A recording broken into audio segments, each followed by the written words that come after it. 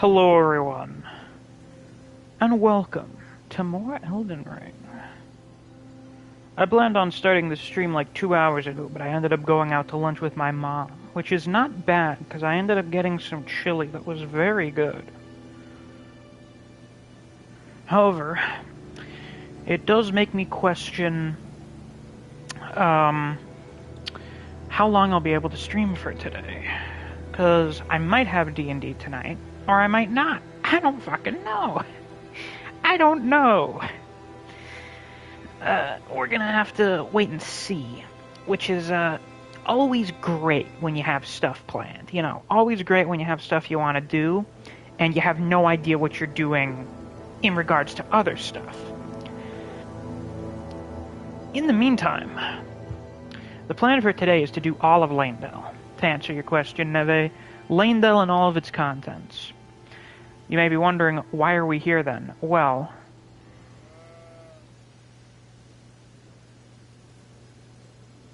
it's because I forgot to give the Valkyrie's prosthetic to Millicent. Forgot to do that. Where the hell is she again? Right around here somewhere. There she is.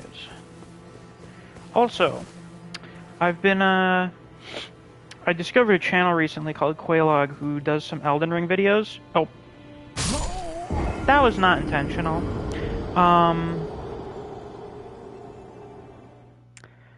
She does Elden Ring videos like fucking college lectures. They are some of the most informative videos I've ever watched in regards to a FromSoft game, and I thought Sinclair lore was really thorough. This is going beyond lore. This is like comparisons to real-world history and philosophy to help inform a lot of the things here. And it's given me quite a bit more knowledge and understanding of various things regarding a variety of different topics. Notably, watched her Miquella one you linked, really good. Yeah. The most notable of which, I think, probably the stuff related to the Crucible. I think that's the stuff that I've gained the most understanding because of. And then probably some stuff related to Miquella. So let's take a look at this Valkyrie's prosthesis description again, because it's been a little bit. Golden prosthesis once used by the one-armed Valkyrie. A masterwork of craftsmanship. With practice and skill it can be used as proficiently as a real arm. When Malay Marius, Lord of the Shaded Castle, embraced this prosthesis, he claimed to feel the presence of his personal goddess. So, oh yeah, Quaylog's one of the most insane lore people for From Software games. Yep. When someone's favorite Soulsborne game is Demon Souls, you know they are fucking insane. And their videos are going to be amazing. Let's see.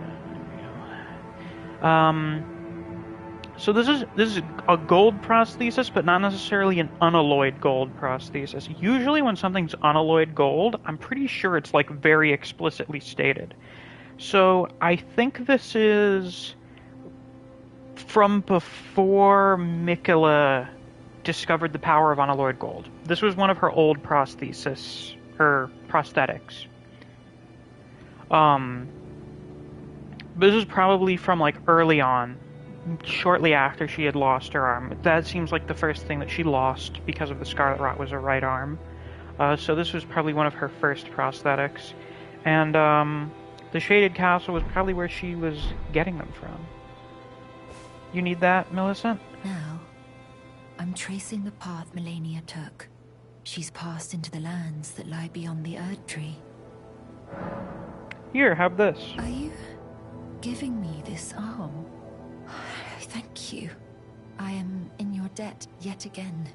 I think if the arm serves well enough, it might be possible for me to wield a sword again. It is. You helped me fight Makar with your offhand. If the arm serves well, it might be perhaps... Now let me check if she will, have that thrown on now. I don't remember if she pops up over there think she moves...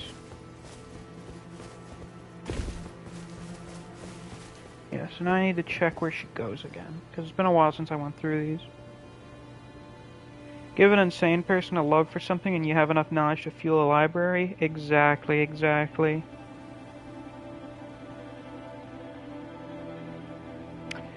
Yeah, let me check the Millicent quest line, and then, I don't think we have anything to do with patches today, but I want to check, the Gold Mask quest line, because I know they have stuff in Leyndell.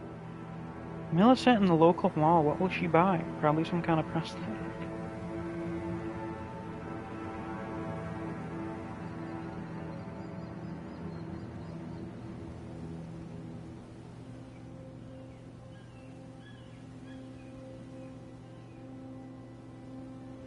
Oh my god, you can summon her for Draconic Tree Sentinel?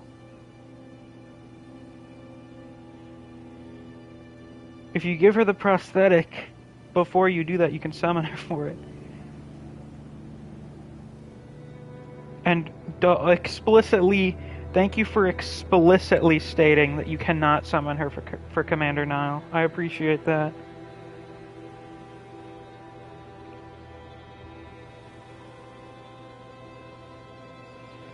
So...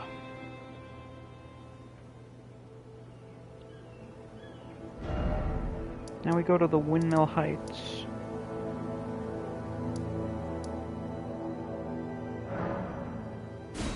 Yeah, Smotown also does really good thorough videos.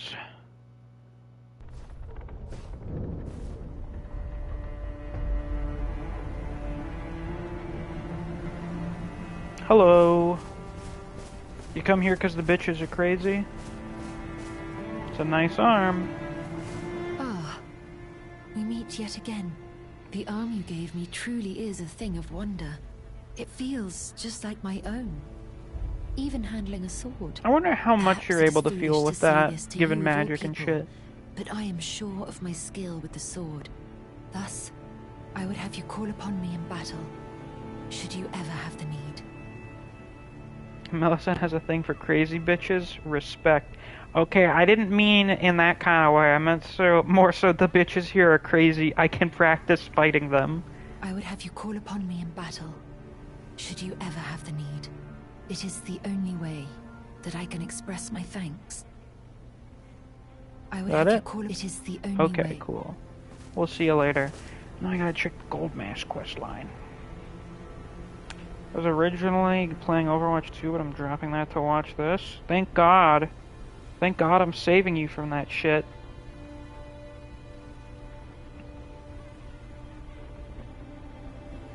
Did everyone just forget about the reason we stopped using Blizzard's shit?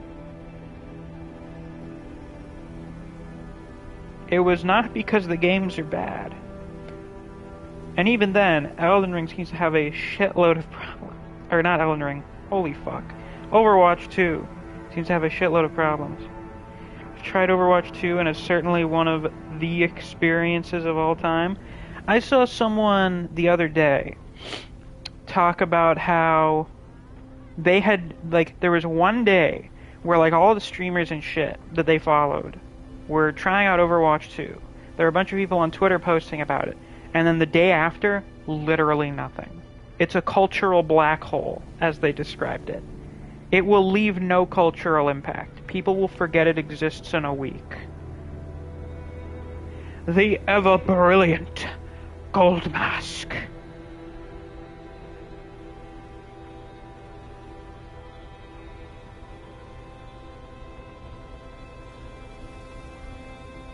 Tater, you're not late. We haven't really done anything yet. I was just continuing the Millicent questline because I forgot to do that earlier.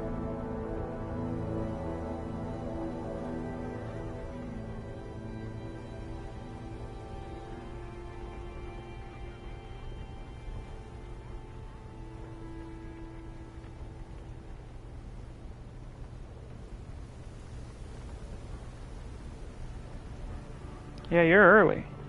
It's literally just Overwatch. I don't know why they made it a sequel as opposed to a patch or switching the base game to be free to play. I have no idea. That Melania video you put in Discord was very good. Oh, you're goddamn right it was. I've also been given a new perspective on Melania due to that other video I shared, the one about predicting the DLC. Mostly because of the stuff related to Castle Soul, which we'll get more into, you know, whenever we get there. But in the meantime, we've got a place to check out. A big place. A very large location.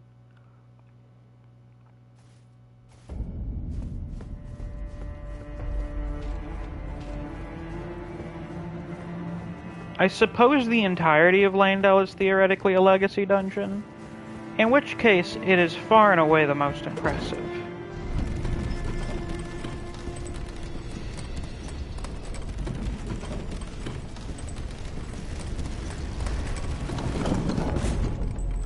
And that theme kicks in. Personally, I think probably the best of the area themes. So I'm gonna play it a bit more out of spite for someone I knew who would mauled extra hard at any mention of Blizzard, but after a week or two I'll uninstall it. Okay, but like, what were their reasons for mauling at Blizzard? Because there are some pretty fucking good ones. Notably all the sexual harassment and workplace malpractice. I think there are too many death-related things for the DLC not to be Godwin. Yeah, and apparently the Cut Mikola questline involving that Cut NPC did seem to relate to Godwin in a way, and the stuff at Castle Soul seems to suggest that Mikola is trying to resurrect Godwin. So, this is the first time we've been able to see this giant crack, I guess, in the Erd Tree, which is the entrance into it. And, if you look really close, you can see that that's actually an inner layer. It is not a part of the tree that isn't, you know, exuding grace.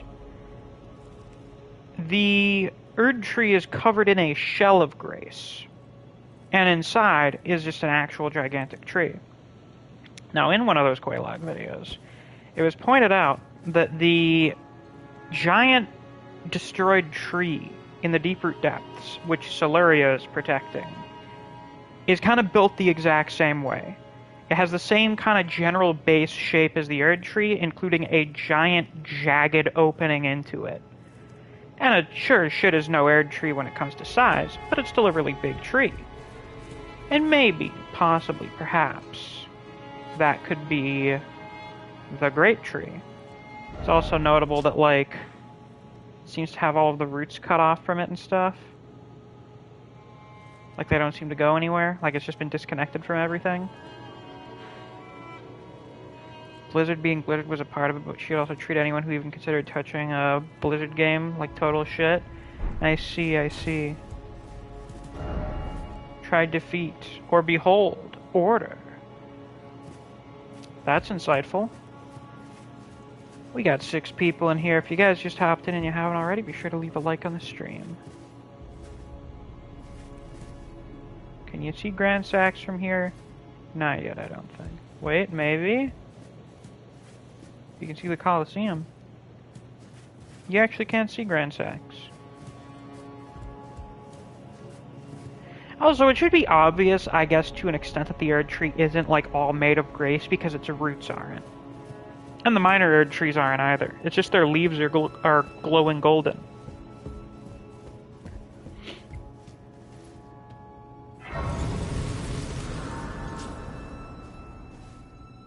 Yeah, I gotta get that money shot.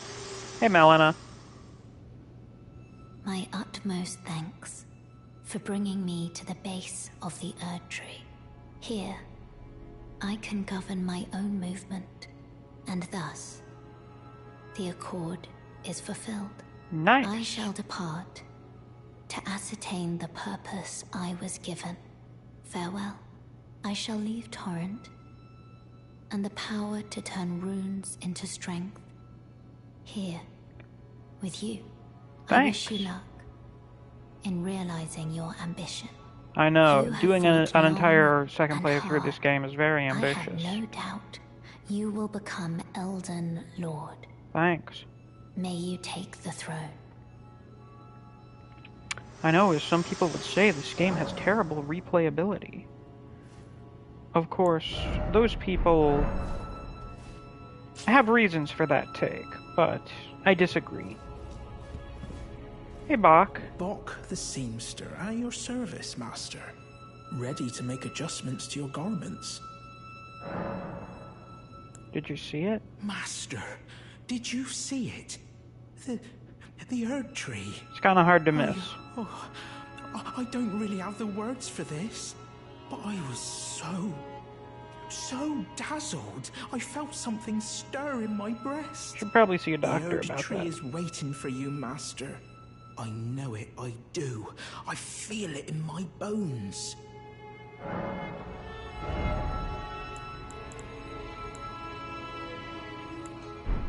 Oh, going up, please. I don't think I have the "You Are Beautiful" thing yet. Oh shit, we got 9 people in here now. Excellent. Hello everyone. As always, like the stream if you haven't yet. Yeah, he's our handsome little monkey boy. Where do I get the "You Are Beautiful" one? Did you see the Erd Tree? Is such a question. Oh, is it? There's the money shot. So that's a big thing to just have in your capital. So, the thing is, the war with the ancient dragons happened like thousands upon thousands of years ago, relatively early on, presumably, into the age of the Erd Tree. Pretty sure it might be in Gelmir, actually. I think you're right. You are beautiful, Usogoi. Okay, good. I was thinking the same exact thing. This thing has just been here in the city for thousands of years. Like, even before the Shattering or anything. Yeah, it is an awesome statue. The spear definitely adds a lot to the city. It's like the giant bean they have in, what is it, Chicago? St. Louis? I can't remember which one. I think it's Chicago. Because, I mean, St. Louis has the arch. Chicago has a big bean. Do you think Radahn could lift Grand Sacks? I'm glad you asked that. Because what I was just thinking was, why is this still here? How do you want them to get rid of it? It is a skyscraper-sized rock. It weighs likely several billion pounds. Who's moving it? Yeah, the bean is in Chicago. I was right. So these are the oracles.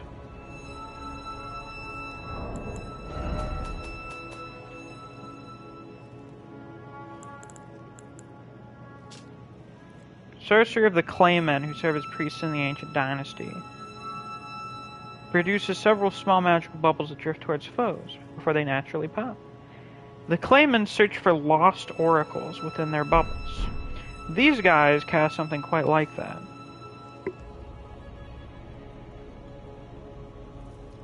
It's the worst piece of art maybe ever. I don't know, I kind of like it. I kind of like the big chromatic bean. Or I suppose it's metallic. So these are the oracles. They are bizarre creatures. Their skin color, you know, they're blue and everything. I think they kind of look a bit like the Nox. But their anatomy is so strange. Like, you can tell just from looking at them that their proportions are all kinds of fucked up. And where are their legs?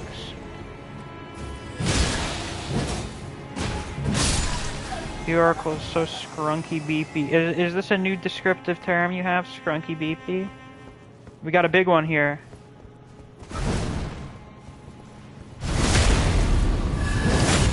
Now I have to wonder what... are they just here to worship the Earth Tree? Do they just like big trees or something? Because these guys are in the Halig Tree too. The oracles lore-wise are people who exist to announce that a new age is coming, or that a new god will be born. Well, that explains why they are where they are. I suppose their spells are down in the Eternal City because they announced that shit back to them back in the day. Are you just gonna track me, you dick?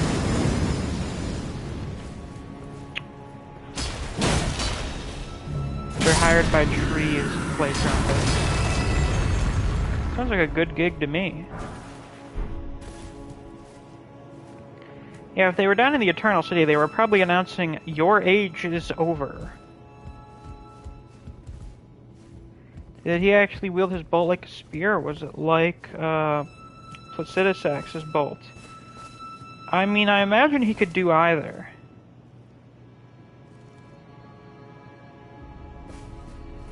The way we wield it, I assume he used it like a spear.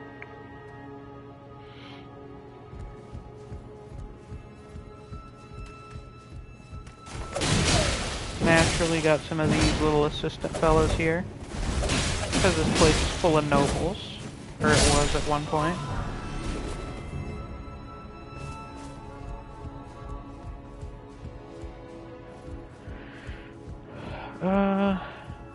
See, this is why no oracles can be found in the Mogwin Palace. Miquella is incapable of ascending to godhood. Yeah, at least through that manner. Whatever he's turning into is not a god. The description of the Envoy crown is creepy. Where do we get that? Or are these guys the envoys? No one knows what the cloth hides, but some claim to have heard a faint whimpering from inside. It must have been their imagination. Oh. Well, that's very interesting. These are the envoys? Oh, okay. I was mistaken. I thought they were called oracles.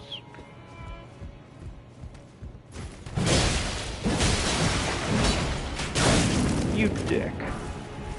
I totally forgot that we had been using the Dragon Halberd for a bit, so we're gonna update that a little. Or upgrade it. Miquella is going to become whatever the opposite of a god is. Like a super demon or something. Sounds good to me. Prosthesis' boss weapon should have been fists instead of a heavy thrusting weapon. Okay, but its weapon art is cool as shit.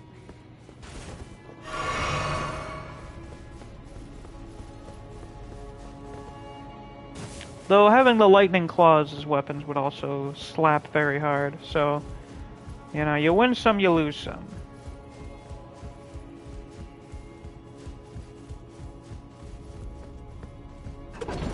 It can keep it, I guess, but I think it works better with like a thrusting weapon. The Envoy crown is in the Halig tree? Oh. Bruh.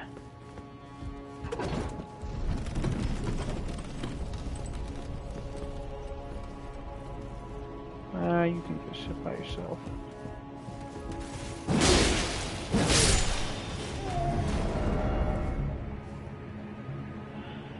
Oh god, it's been too long, I forgot what other weapons we have. We have that, we have this. What else do we have, actually, that we use? That. This. And that's all, it seems. Lovely. Preserving visuals, that's good. Heavy input's the lightning fog, and lightning input is the lightning claws. That, I mean, that could work. I see the vision. What if Moog yelled NyQuil instead of Nihil? That would explain why Miquella won't wake up.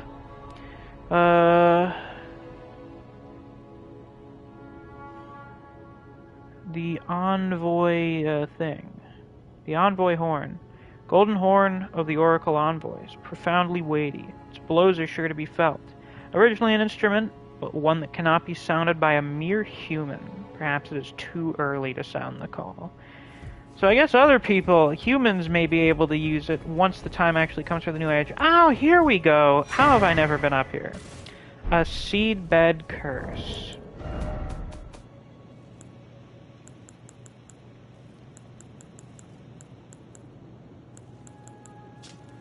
That is just gore and omen horns.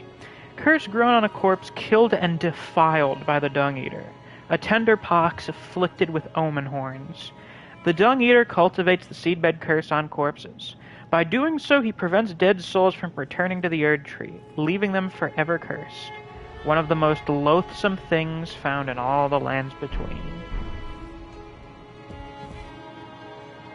May the curse seep to thy very soul. So this guy looks to have been a noble. He's got the Godric crown and everything. He's wearing that. He also looks to have been fucking castrated or something. With all the gold about, like just bricks of gold, maybe he tried to pay off Dung Eater to leave him alone, but he wasn't feeling it. So, you know, when they say that Dung Eater defiles people's corpses, yeah, they, like, really mean it. Yeah. But now that we have that, John Pooper will finally talk to us. Thank God. Don't like your nobles? Kill them! Well, fortunately, this is a fantasy setting, so, you know, we can say that. Though, that was how things have gone historically. Attention to detail. Dung Eater only seems to defile male corpses in the crotch area. Yeah. I wonder if that's because it's specifically castration, or because they did not want to have that happen to female characters, because then we're bumping up the game rating a little bit. Probably.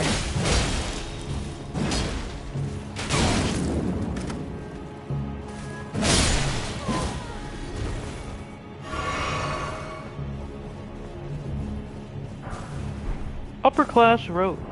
What Raya wears.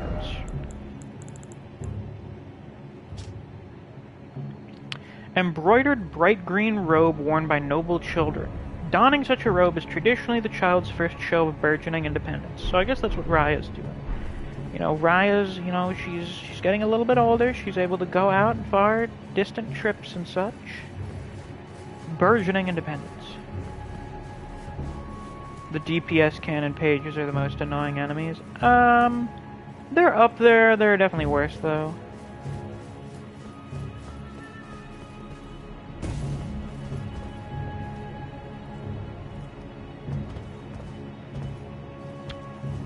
Such a complex area.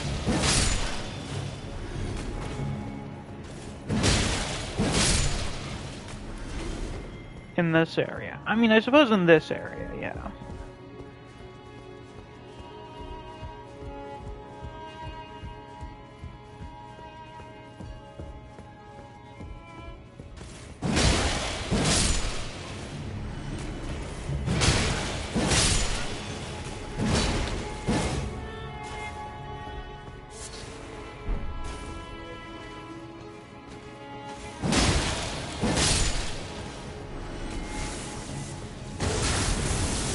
No siree.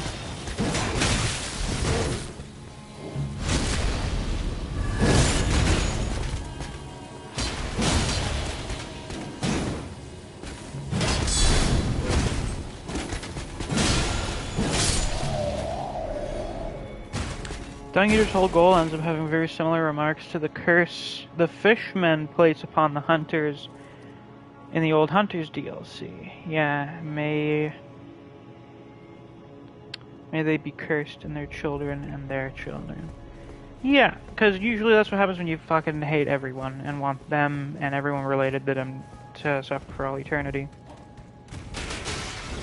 Ooh, shit! He's got the Glock.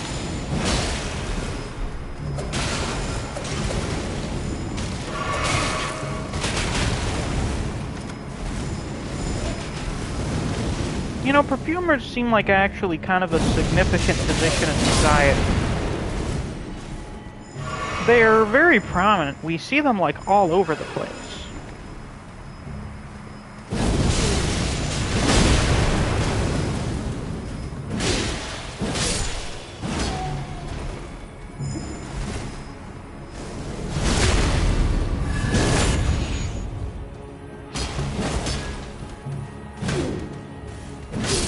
I suppose it could be because they are effectively doctors, you know?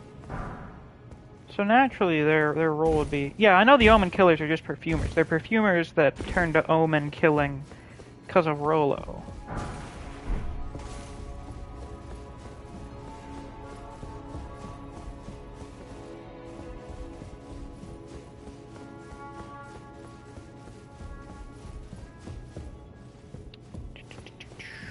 And this is where we went out where we fought the knight.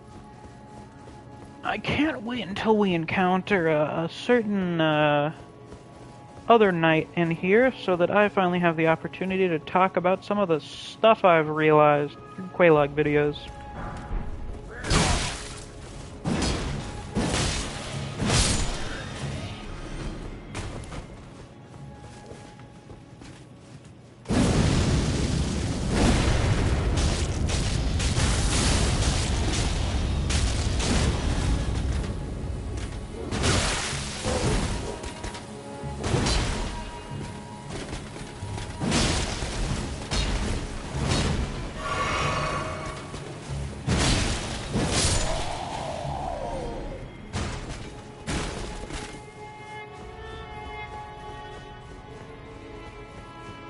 So, it seems we've made it to the main road.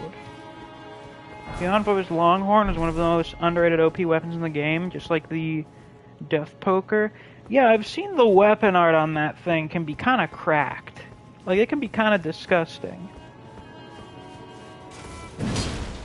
You notice, I do not... Yeah, we haven't been getting any more flasks from killing the enemies because, I guess this place is technically a legacy dungeon and not an open area.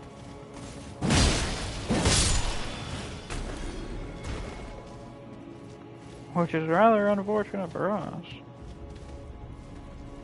Hi.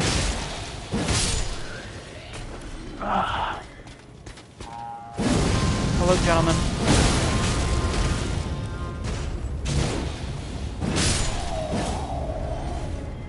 Oh shit, we got the whole crew pulling up. What knights are you waiting for? There's a couple of them. The Crucible.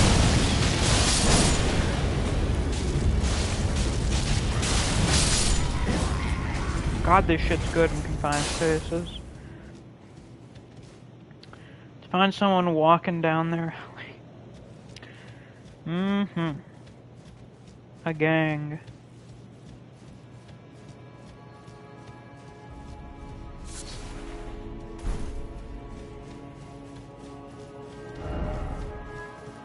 Group ahead, therefore try luring out. I wonder if that was meant for in here, because... Oh! Some more of the bastards.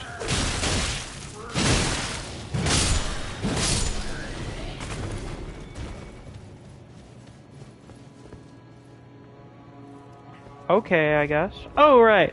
I've seen some people point out these doors seem to be sealed up with corpse wax. The same stuff that's used to replace the missing pieces of the Valiant Gargoyles. Why? Imp head. Corpse. Oh, great. Head covering made from the largely unaltered head of an impish golem. Resembling the visage of a corpse, it holds trace amounts of lingering faith. That's weird. Could that perhaps be indicative of why these doors are sealed up with corpse wax?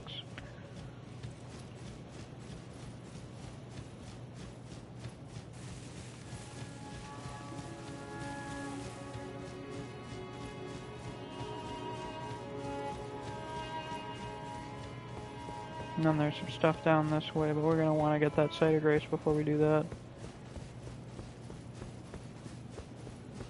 Look at him, he's so fucking big.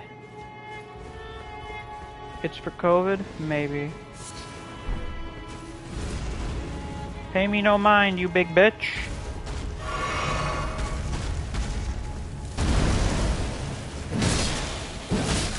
What the fuck did I just say?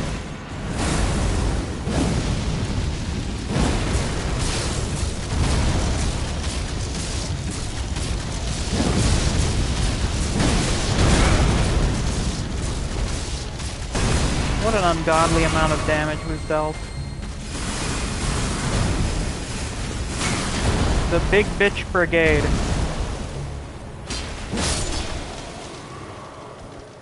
Look, it's Vanguard and Asylum Demons. Tree cousins. That they are. Nice. I'm compiling the Aelan Warlock Union. What archetype would Soraya fall under? Well, he's not technically a warlock. In fact, he's actually not a warlock. He's a cleric.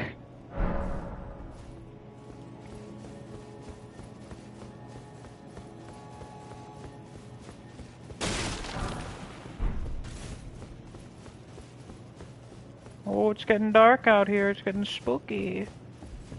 The word patron threw me off. I imagine it did. I can't think of a better word for various things.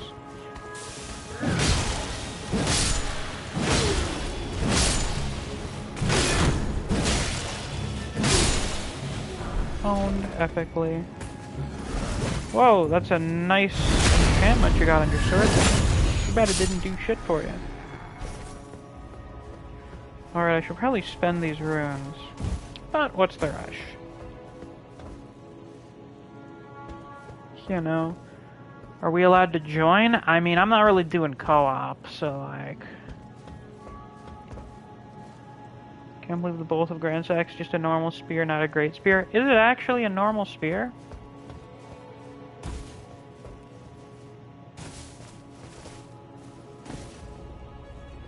I would have expected it to be categorized as a great spear.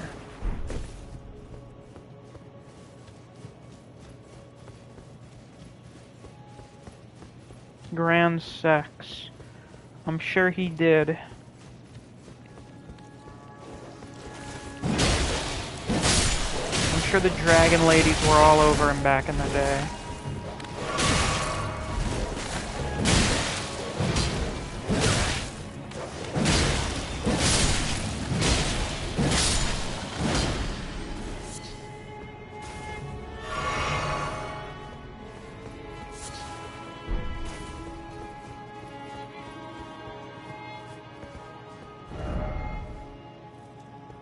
The Dragosi. It sure is something.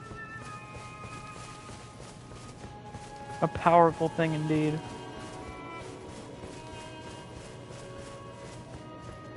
Well, the origin of my name is from 2017. Me and my friend's gamer tag were related to an autistic T-ball team. What? Yeah, that's fascinating. That's really interesting. Oh, fuck, you gave me the hiccups. God damn it. You son of a bitch.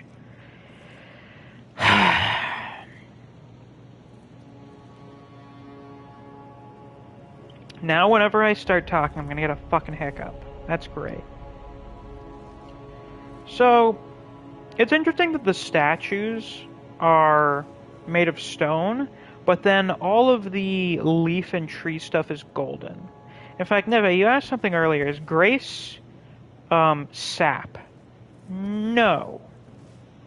Because, what do we have? Where are the, some of the talismans we've got? Yeah, the Erd Tree's old sap becomes amber, treasured as the most precious of jewels in the age of Godfrey, the first Elden Lord. Primordial life energy resides inside. This, back during the golden age of the Erd Tree, when Godfrey was around. You know, Godfrey the Golden, yeah, sap fell from the Erd Tree, and it was considered a blessing. It doesn't do that anymore. Grace is just the magical power of the greater will, I guess. It's also why the Erd Tree changes color depending on which of the mending rune endings we do. So, it seems like the Elden Ring was created by the greater will. It also seems like the world itself was created by the greater will. Even though it's not the only outer god, it seems to be the most dominant one. But other outer gods' powers can usurp it, or just other powers in general can usurp its influence over a world. And the Elden Ring. Because the Elden Ring is something it created, but it's not like it's a straight-up extension of its will. It is a tool that the Greater Will created. And the Erd Tree seems to be kind of like the Greater Will's takeover of the Crucible. Because the Crucible was the primordial form of the Erd Tree. It used to be like that prior to the Greater Will gaining dominance here in the lands between. Speaking of that, there are some interesting things to consider when we look at the difference between Godfrey's age as the Elden Lord and Radigan's age. Back in Godfrey's age, the Crucible was a thing that was still acknowledged and kind of worshipped, because, I mean, you have the Crucible Knights. Siluria's Knights literally embody the imagery and aspects of the Crucible itself of the Great Tree. And their armor is reddish gold, which is what primordial gold was supposed to look like. Which is interesting with the dragons using red lightning and such. And them being one of, if not the most ancient race. Actually, you know what? I just forgot that you can't backstab these guys. I think.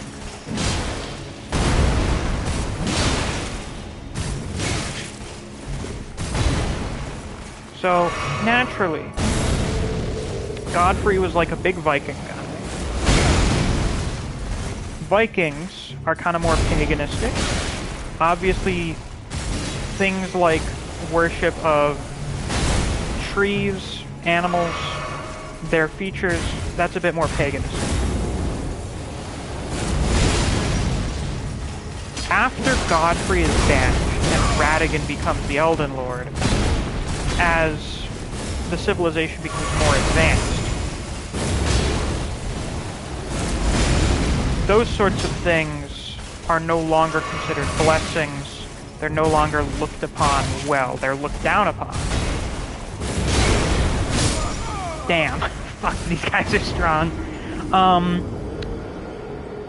And everything becomes more centered around grace and being golden, and worshipping the Erd Tree as kind of like a divine being or an extension of the Greater Will, rather than just kind of worshipping the tree itself and nature surrounding it. And it feels kind of reflective of the change with sort of like real-world religions from more of a paganist thing. You know, stuff like Norse mythology, for example, which is obviously one of the big inspirations for this, Celtic mythology. Those things were a lot more paganistic back before the influence of the English and the Romans, European Christianity. So, the difference between Godfrey's age and Radigan's age seems to be sort of a shift in symbols of worship and in religious values, or societal values as well, I suppose. They're becoming more detached from nature and more in tune with religion and spirituality.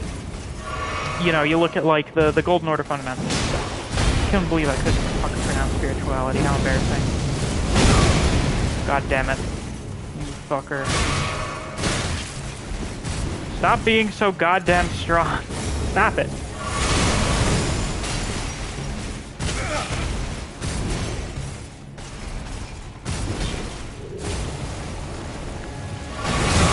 Ow! That can go through fucking walls? What the fuck? What? What were you doing up there? You tried to fly at me, you bastard. Fuck you.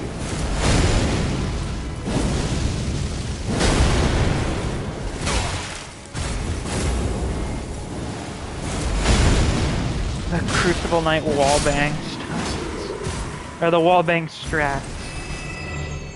Very, very deep and complex.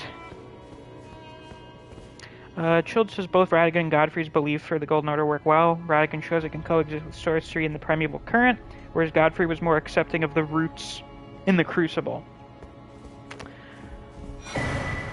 Godfrey's age was more rooted in nature and the material, whereas Radigan's age is rooted far more in the immaterial. The religious, the magical. I mean, just look at them.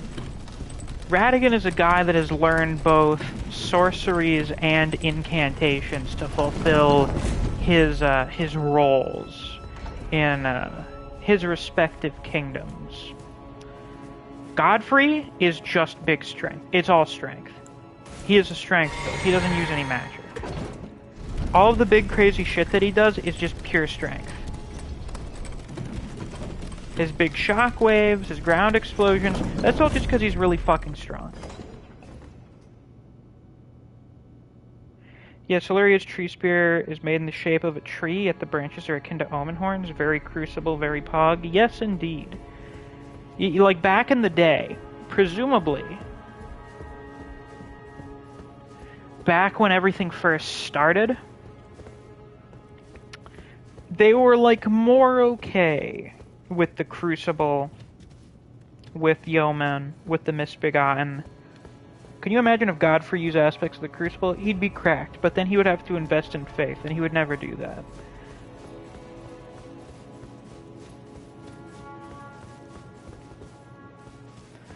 But as things progress, as we become more Erdtree-centric, and the Greater Will's influence becomes more powerful, they discard those things. Those things become looked down upon. They are bad. They're unholy. They're monstrous, demonic, godless, graceless.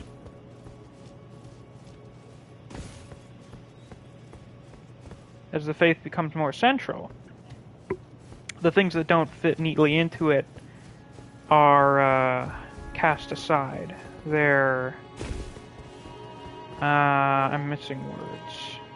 There are not words appearing in my brain. They're bad. They become bad, essentially. I want to see... I actually kind of want to try using the Bolt of Grand Sex, because I've never really used it before.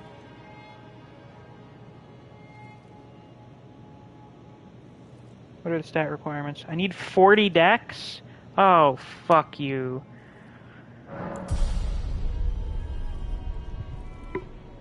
Bro, look who's inside the White House. Can't wait to see the Erdtree show up in the USA and start running for president in 2024. I feel like we would vote for a big god tree. That feels like something we would do. Now, before we go down there, let's continue checking up here.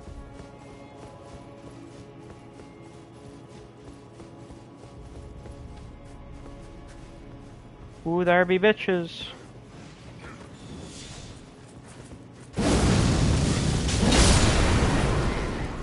Who's next? Oh, you didn't die from that. Impressive. Not impressive enough. Out.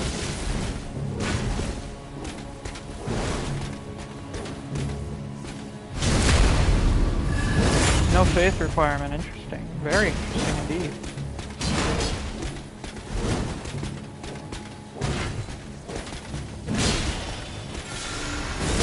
Ow.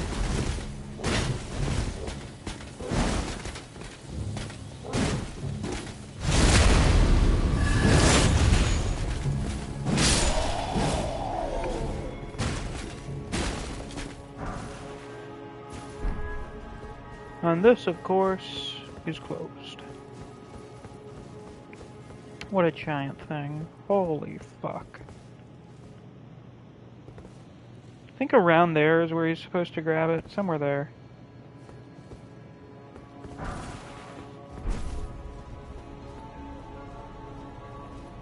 You are a huge bitch. You're also a dead bitch. Unfortunate. For you.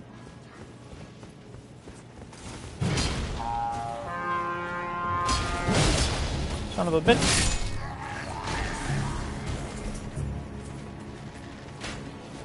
No thanks. I'm good.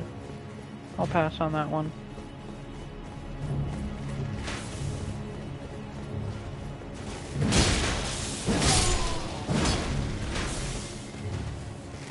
This dude is fucking rapid fire. He is way too nice.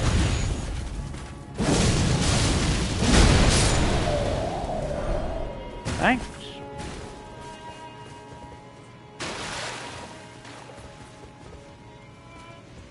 Pardon. Hello. That was not a good move on your part.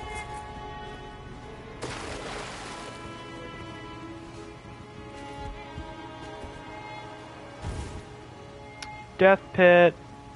Rykard shit. The big hand.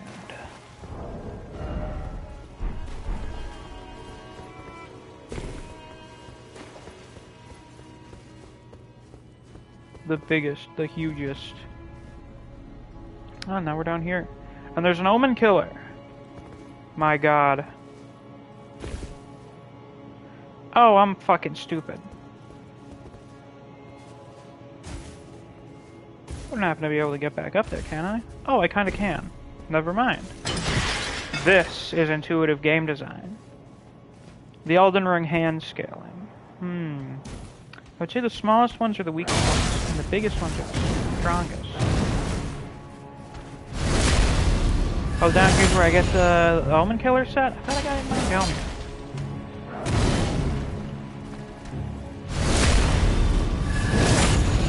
Actually, don't they just drop it with time? Yeah. Oh, the Omen Smirk mask. Interesting name. Oh, so just different ones drop different pieces of it, I assume.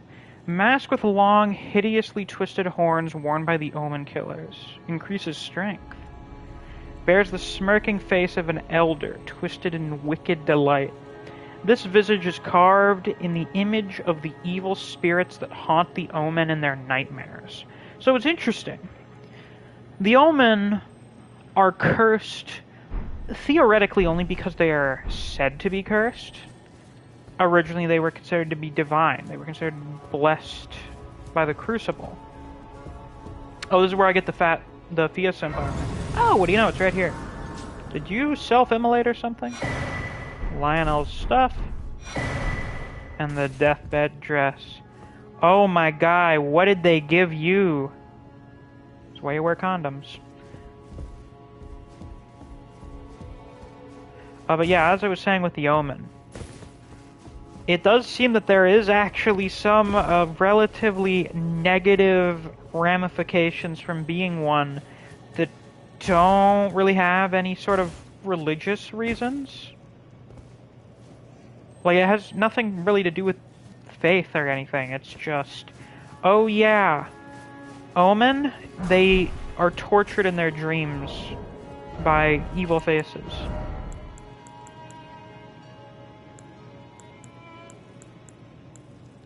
Lionel's Helm. Oh man, this one, it gets a whole different category even from these. Good lord.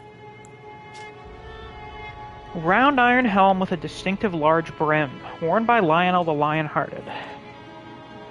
When this chivalrous, dauntless knight met Fia, who had been driven from her home, he declared himself to be her father.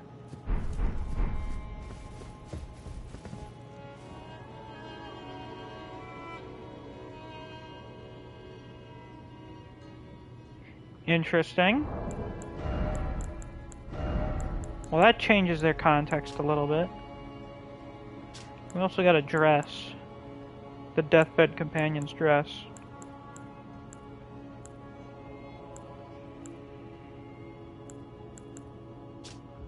Deathbed dress. Extremely thin and sheer white dress worn by the Deathbed Companion as she embraces the dead. Slowly replenishes the HP of nearby allies, but not that of the wearer. The touch of the fabric is exceedingly soft, so as not to harm even the most withered corpse, while still sharing her warmth. Oh, isn't that lovely?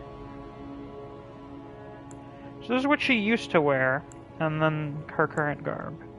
Oh, good question. Let's say you're born with a Crucible Blessing Mist. Which aspect would you hope to be born with? Wings, tail, horns? Tail seems the most useful, all in all. Wings, like, flying's nice, but, it'd probably be hard to, like, get around through doors and stuff. With a tail, as long as it's, like, flexible enough, you can basically use it as an extra limb. I might as well rest at the site of grace. Well, that guy died, somehow. Well, now that's just embarrassing.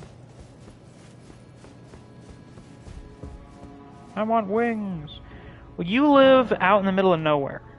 So, wings would work better for you than they would for me. There is something back at the table of... Oh, yeah. Now I remember what I wanted to get here.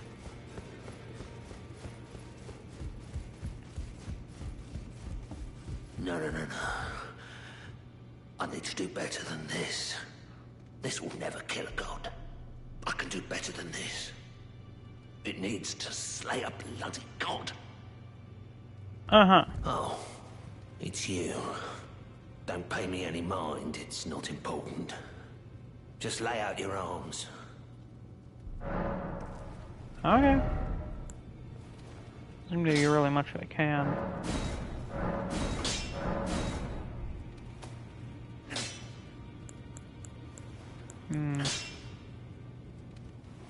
Hugh's monologues are some of my favorite. They are certainly interesting.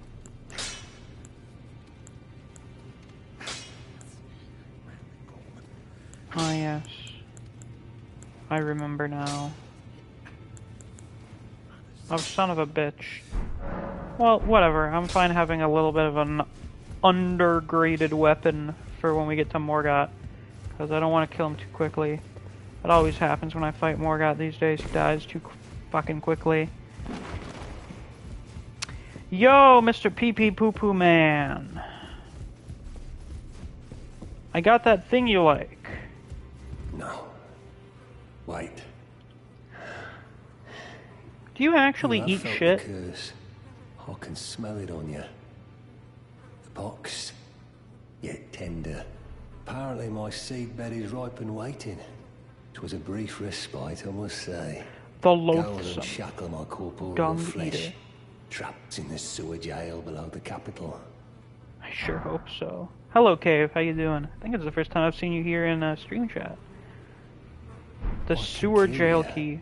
and defile your corpse. Then the pox will truly be your own. I would prefer if you don't do that. Go and unshackle my trapped in this. I can kill. Then the pox will truly. Doing well, hope you are too. Thank you. Eating dung's usually a sign of being insane or deranged. Usually. Not necessarily. Oh yeah, I guess we do only have 3 great runes so far. Sewer jail key. Filthy key received from the Dung Eater. Unlocks sewer jail door said to lie beneath Leyndell, the royal capital. I have no idea where that door is. Is it by the room with the Royal Revenant?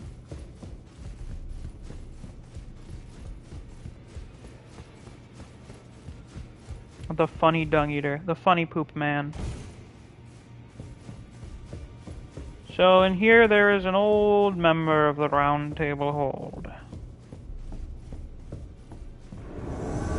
Mad Tongue Alberic.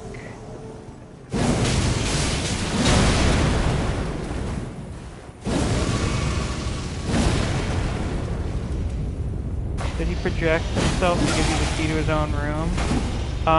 Yes? Maybe he's just waiting. It's possible he was just waiting for someone that would help him. So he's like, in the meantime, I'll just sit here. I like being in sewers, there's poop everywhere. This guy has one of perhaps the drippiest wizard set. Though we're not getting that right now, obviously. Taunter's Tongue.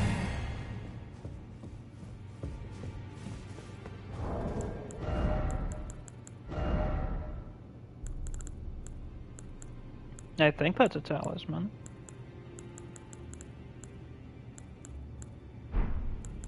What the hell is it?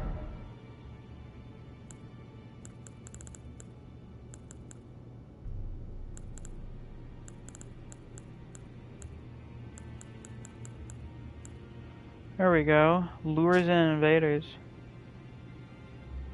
This allows your world to be invaded without any furled finger cooperators present, and it also shortens the interval between windows of opportunity for invasion. Enables the arrival of a second invader to join when a cooperator is present. Well, that's fascinating. Do you want to do normal invasions? Here you go, I guess. I mean, I suppose it's a nice option to have in there for people that, like, want that experience. The Cipher Pata. Oh, this thing. Oh, this thing.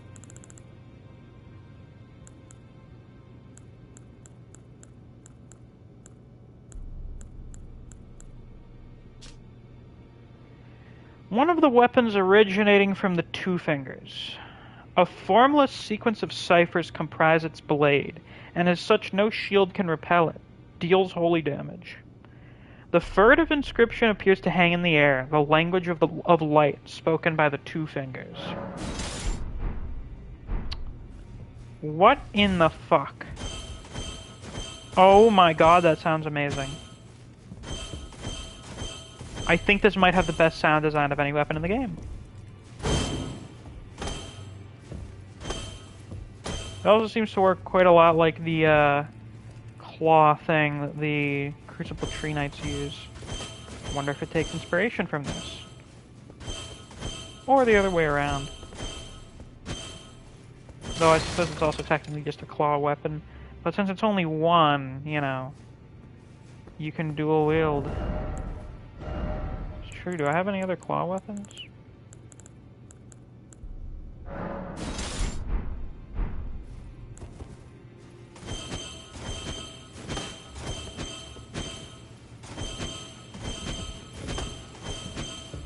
Sure, power stancing this thing would be, no, like with itself.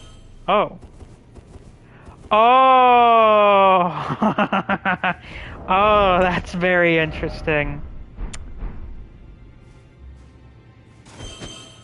Hold on. Oh, fuck yes. What a weird... This is such a weird weapon.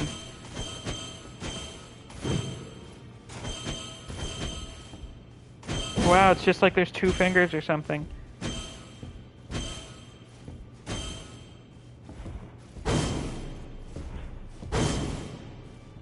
Fascinating. A strange thing indeed.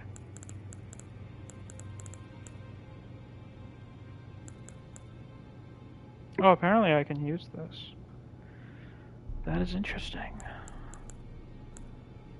Its weapon art kind of sucks, though. It just does nothing. Oh, you can increase your posture for like a second, so you don't get staggered by an attack. My brother, I am fighting bosses. I am not trying to get fucking hit in general. What a useless fucking thing.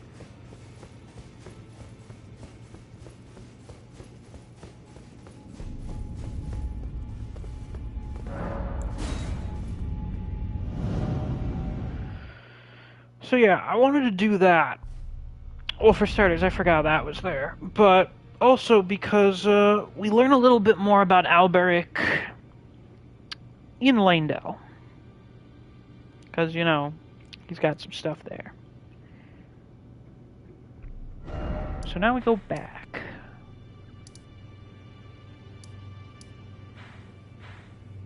Yeah, that's the one I believe. Or we can go here, lower capital.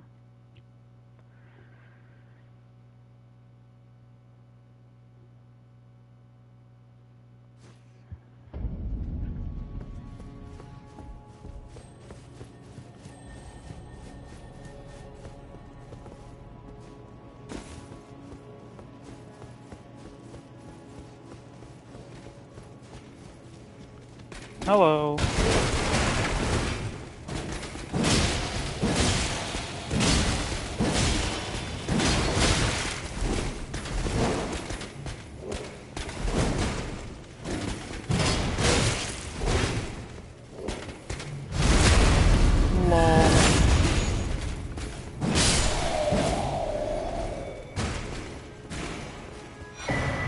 Nice. Yeah. Hi. Does he not notice me? What a big thing.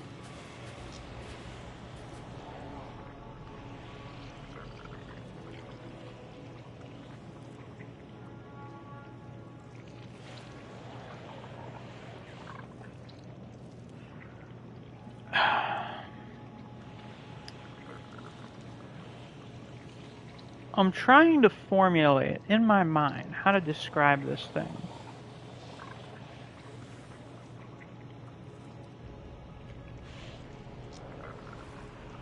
It almost seems like some kind of fuck up in the Crucible.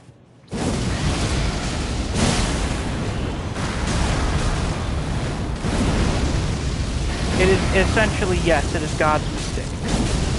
That's what I'm saying.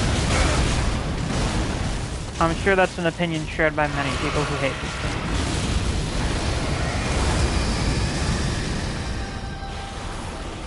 It uses also the same exact sound effect as the fucking Dark Souls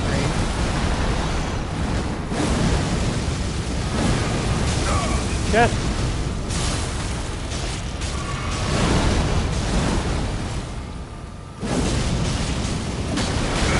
Crucible experiment gone wrong. Greater Will called. Greater Will was like, what the fuck is this? Looks like congealed boiling blood. A little bit, yeah. But it's called an ulcerated tree spirit.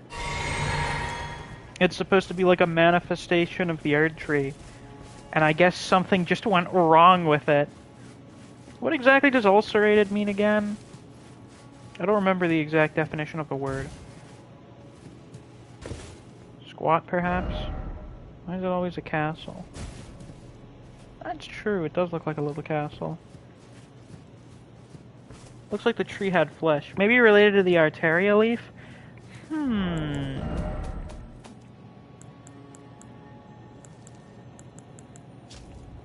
Dark red leaves with thick, swollen veins. Faint pulse can be felt in the veins, stirs the blood, providing an enlivening effect. Congealed is a yucky feeling word. I feel like it's generally supposed to. I feel like the yuckiness is intentional. Hello, were you worshipping that thing?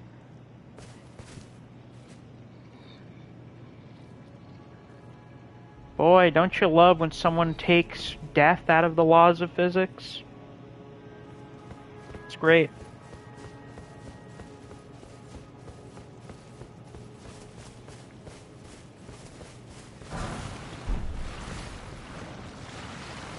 Can I help you? An ulcer is a sore on the lining of your stomach, small intestine, or esophagus. Ulcerated is the formation of an ulcer. Yes, and they often cause bleeding. Formation of a break on the skin or on the surface of an organ. An ulcer forms when the surface cells die and are cast off. Well then, perhaps that is the Erd Tree's failed attempts at creating Erd Tree avatars. Especially considering we encounter them usually either around Great Roots or near fucked up minor Erd Trees. There's some sort of correlation. In a way, they're ulcers. Surface cells breaking off from the Erd Tree. Yeah, just diseased parts of the Erd Tree. Because the Erd Tree is getting older and theoretically dying. So such a thing existing does make a bit of sense. I think we already came through here, didn't we? Yeah. This place is so goddamn huge. It's unreal.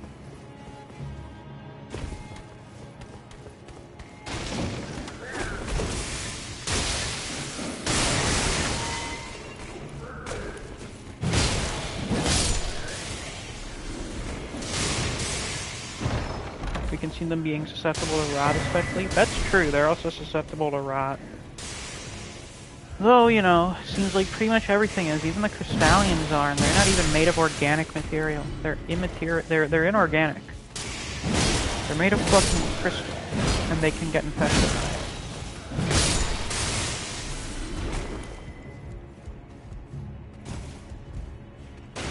Excuse me, sir. I need to pillage your corpse. Gotta do a little pilfering, you know? Bruh.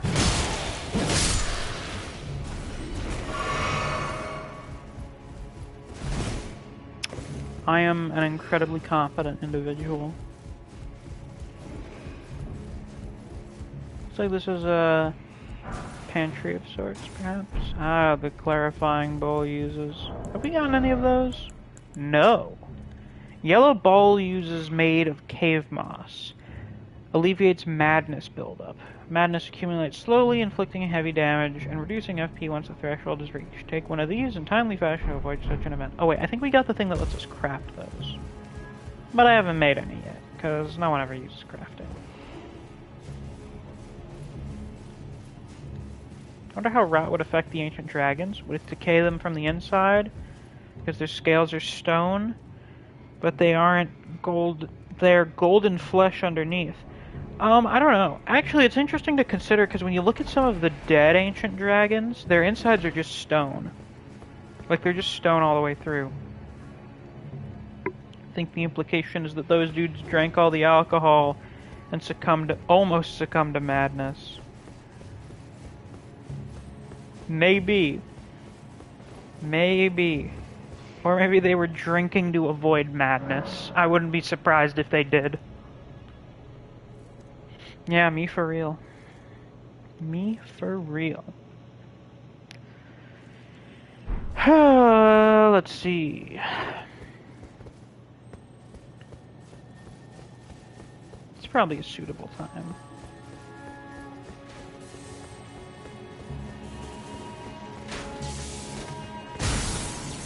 To visit a wonderfully terrible place.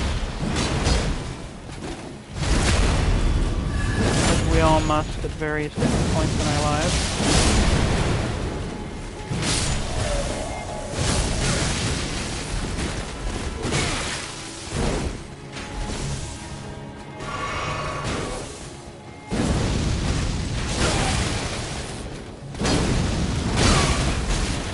Brother.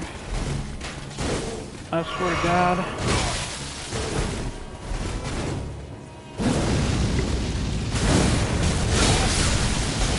Whoa. Not gonna question it. Not gonna question it.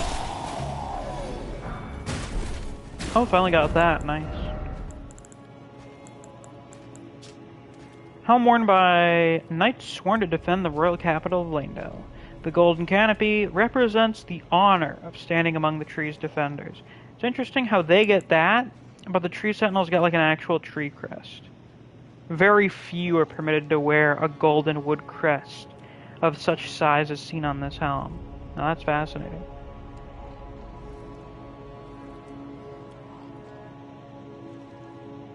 That is how drinking alcohol works. 2 swigs of the grog and some Lovecraftian madness, only to realize you got another swig of grog left. Hell yeah.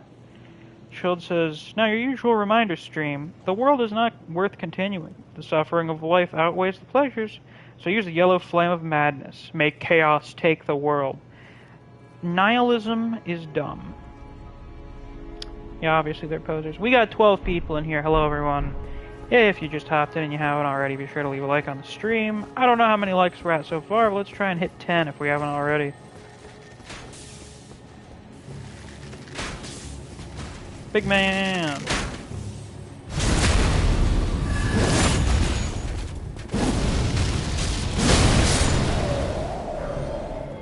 Whoa, 2 in a row!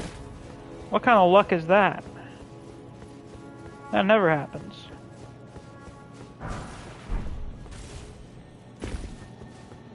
We'll go up this guy later. In the meantime, I suppose we can go down here. The most sane Frenzied Flame supporter. Hi. You fucking piece of shit.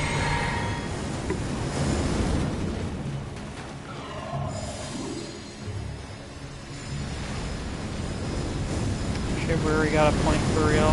Shibuya's a lying piece of shit. He is manipulative. He is a bad person.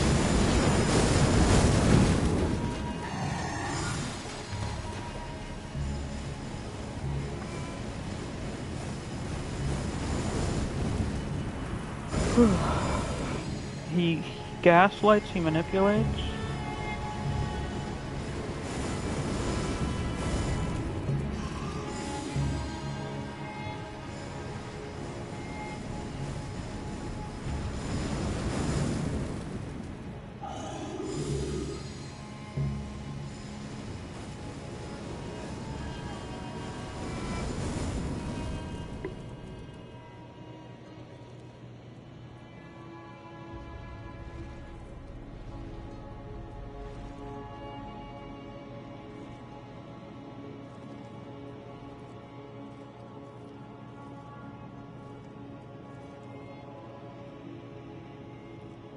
Oh, the shadows! Don't mind me, I'm reading my Discord right now.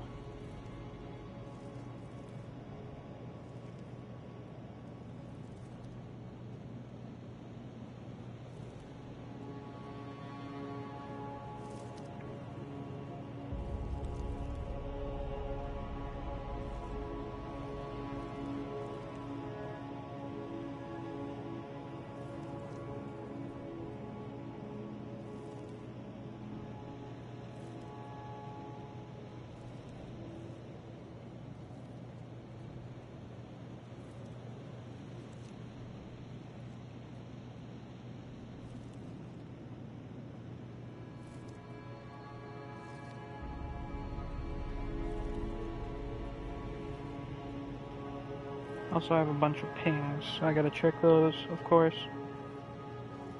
As you do.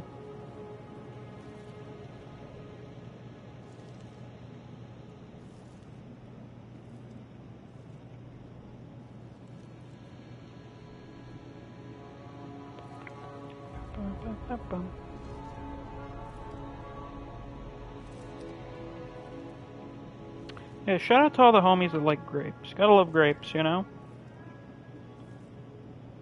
A wonderful fruit. Oh nice, we still got 11 people here. And we're at 10 likes. Let's fucking go. If you haven't already, be sure to like the stream. We're gonna try and hit 15 likes. Because why not? Why the hell not?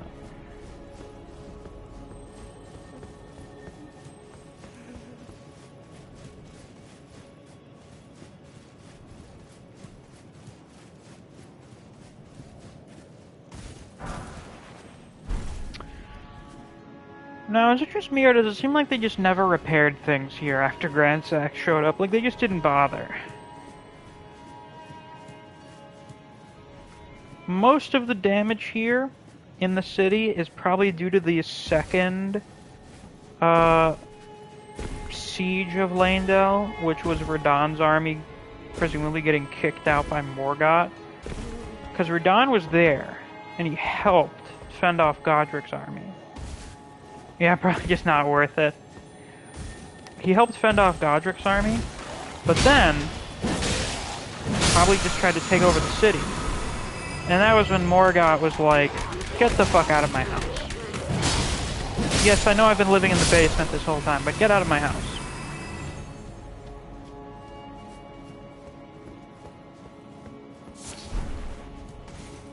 Also, there's some Albinorics here for some reason.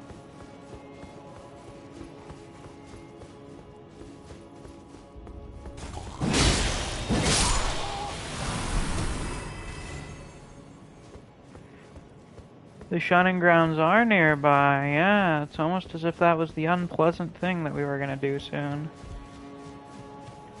Yeah, sewer time. We got 13 viewers just for that. Perfect timing, is it not? What a special number for a special occasion. Let me just check around here, see if there's anything else really of note.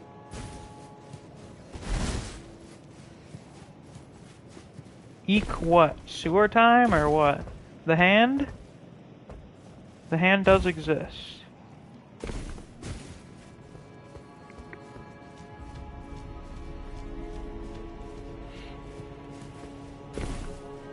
Ah, the number, yes, of course. Neve's schizoparanoia has been triggered.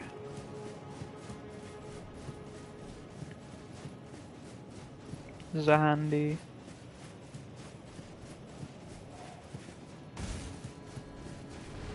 No, Tater, I'm sure that was a typo, but that sounds like a funny name for giving someone a hand job. Zahandi. Incredible. Is it not? It's really magical. I thought there was another opening over here, and there looked like there was an item around the edge of it, and then I just literally didn't see it.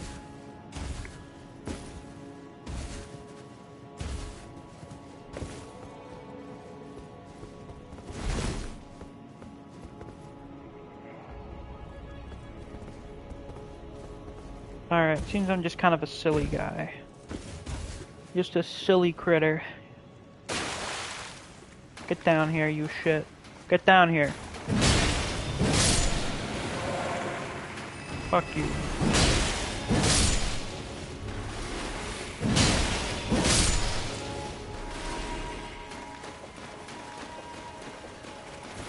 Cater stands a handy. Ability gives a handy. That would be, you know when people ask, yeah, we all know what the strongest stands are, what are the most useful stands? Which ones have the best real-life application? Obviously, the handy does.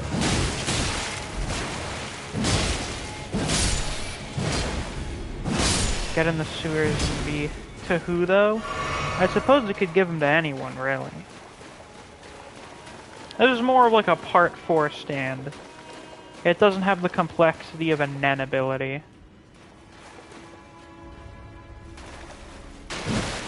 They're not gonna come down until I get the item, are they?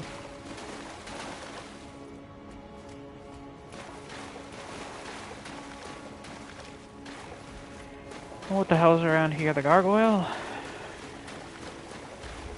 Not the big hand from earlier.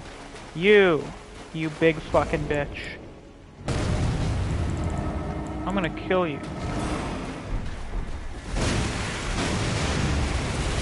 That's terrifying, by the way. Oh, now the little one's down.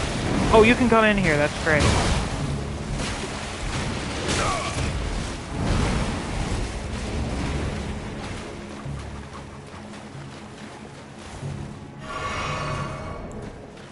Alright, you can't craft items during combat. Son of a bitch!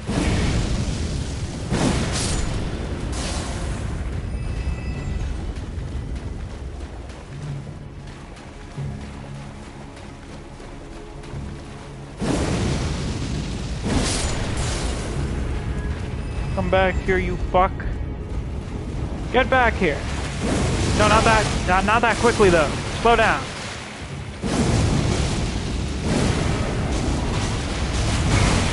He still hates it though. He doesn't like it. Go fuck yourself. I was gonna craft a fire pot, because these things always get stun locked whenever you hit them with fire. And Ghost Flame doesn't count as fire. It's just Ghost Flame. First time I've ever seen you do that. Yeah, I've also learned that apparently freeze pots can knock Melania out of doing waterfall. So we're gonna use that in like, I don't know, 2 weeks, whenever the fuck we get to her. Actually, I'm not sure how long it'll take, because like, I don't know how long I'm gonna be here for. I work fucking 3 days this week. Fortunately, 2 of those days are opening shifts. That means I'm still free at night. I wonder what being burned by a cold ghost flame would feel like. Probably like frostbite.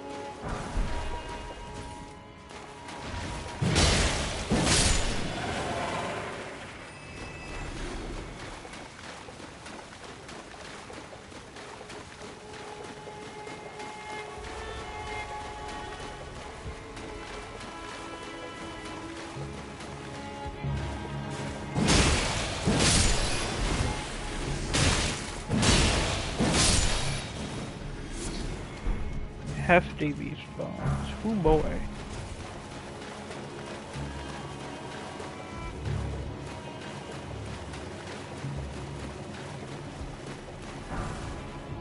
Guilty Hood. Haven't we seen these sold by a merchant somewhere before?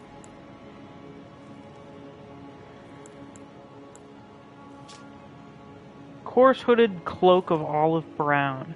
The garb of those accused of lesser crimes, indicated by the collar of sharpened branches. Yeah, this seems like some fucking like what are they called? The Byzantine Empire? The Holy Roman Empire. That seems like the type of shit they would do. Yeah, shame you can't get the giant hands as spirit summons, because those things would be broken. They'd be busted. It'd be too strong. The stun locking is far too powerful.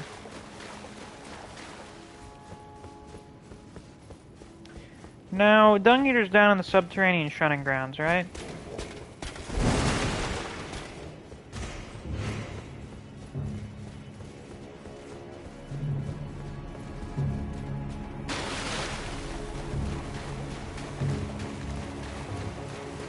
Does my memory serve correct?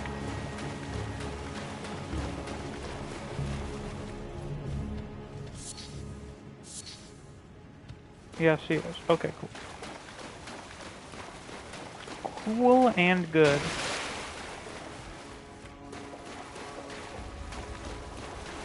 Hey, there you are, bitch.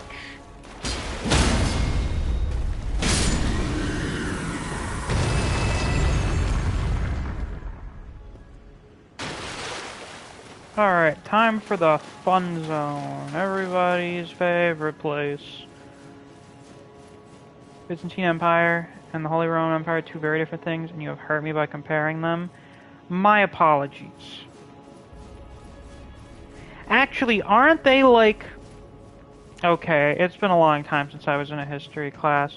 Aren't they literally the two halves of the Roman Empire? I know the Holy Roman Empire is basically just Europe pretending to still be Rome.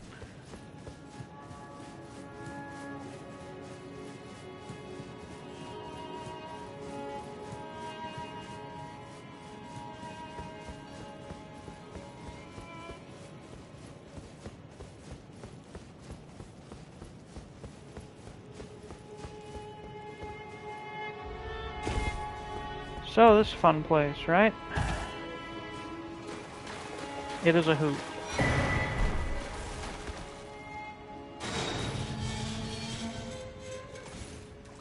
The Holy Roman Empire came after the Byzantine Empire. I see, I see. Listen, I'm not a history guy. Not my strong suit. What even is my strong suit? Ah, fictional history. Yeah, I'm really good at that. Just because it's way more interesting most of the time. The not holy, not Roman Empire. Yeah. Probably a good way of describing it. Oh yeah, probably want to equip the hip lantern. Where do I have that thing? Here we go.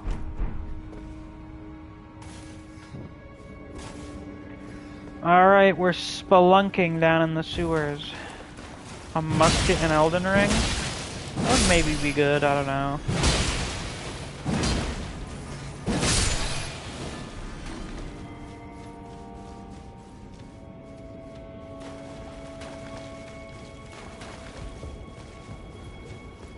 I like the music down here, it works quite well.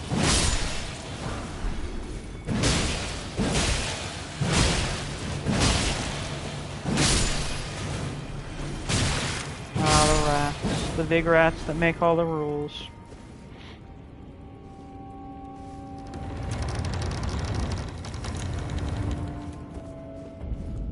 The subterranean shunning grounds. So these tunnels compared to the Byzantine Holy Roman Empire, and I started bad coughing out of nowhere.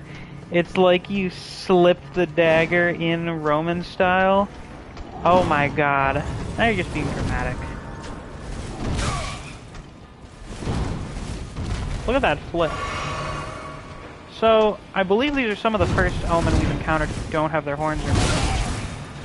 That's because the folks here, yeah, they don't do that.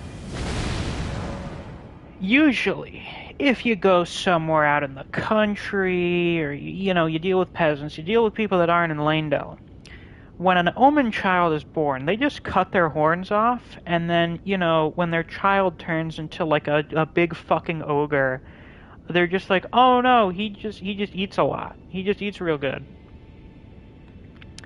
With the folks in Leyndell, and especially the Golden Lineage, when an Omen child is born, they do not remove their horns.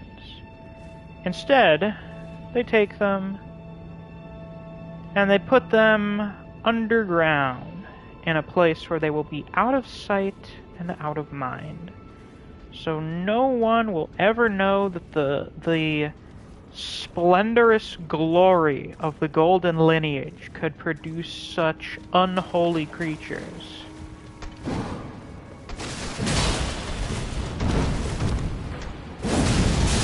And these are what we coined back during the playthrough, the, what the fuck was the big, the Family of Royals, the portrait of the guy with the funny face, the stupid chin, the big incest sewer dynasty.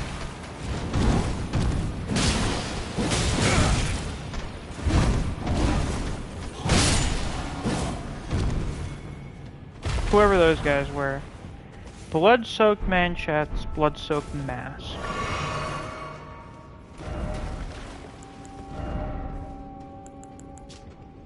Mask formed from tightly wound bandages to soaked through with blood. Even the most ghastly cover is more inviting than the festering face beneath. Okay, so whoever was down here was super fucked. The Habsburger bozos. Yeah, that's who these guys are. Leyndell's version of the Habsburgers. Except instead of just making them royalty, they threw these guys down in the sewers. Then we got the gloves, the manchettes. Manchettes formed from tightly wound bandages soaked through with blood. Any protection is welcome for the festering arms beneath. So, yeah, why are they so fucked up? I don't know, a lot of these horn growths do not look clean. They look like they've caused some pain and some problems. Maybe that's just me. They do not look comfortable to have.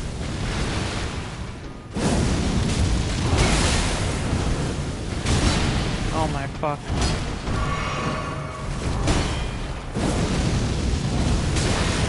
Just let me fucking use the weapon, art asshole.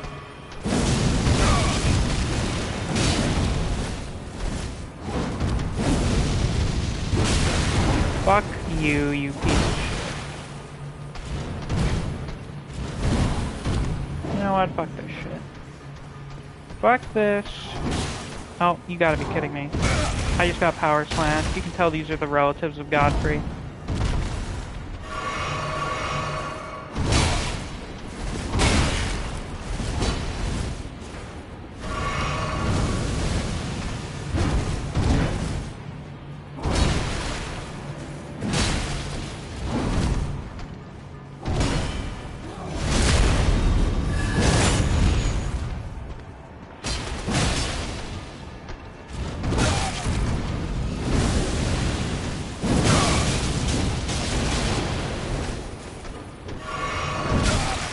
Was that a karate chop?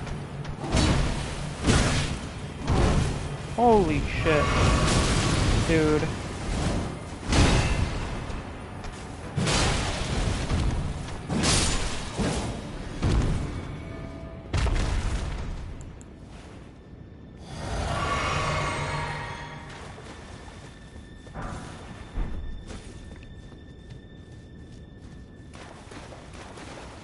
Also, a lot of human remains down here. I wonder if those are people that came down here to explore, to kill these guys, or if they're food. Because you have to wonder, what are the Omen eating, actually? What are they actually eating? They're big lads. They probably need a lot of sustenance, you know? And, I don't know about you guys, but there's not really much growing down.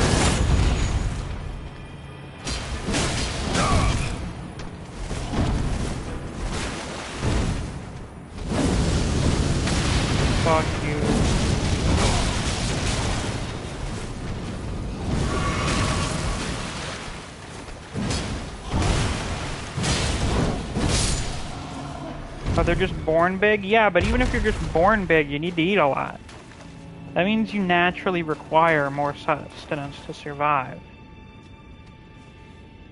Where are they getting their food? Yeah, that looks like it's breaking through the skin where it's not really supposed to.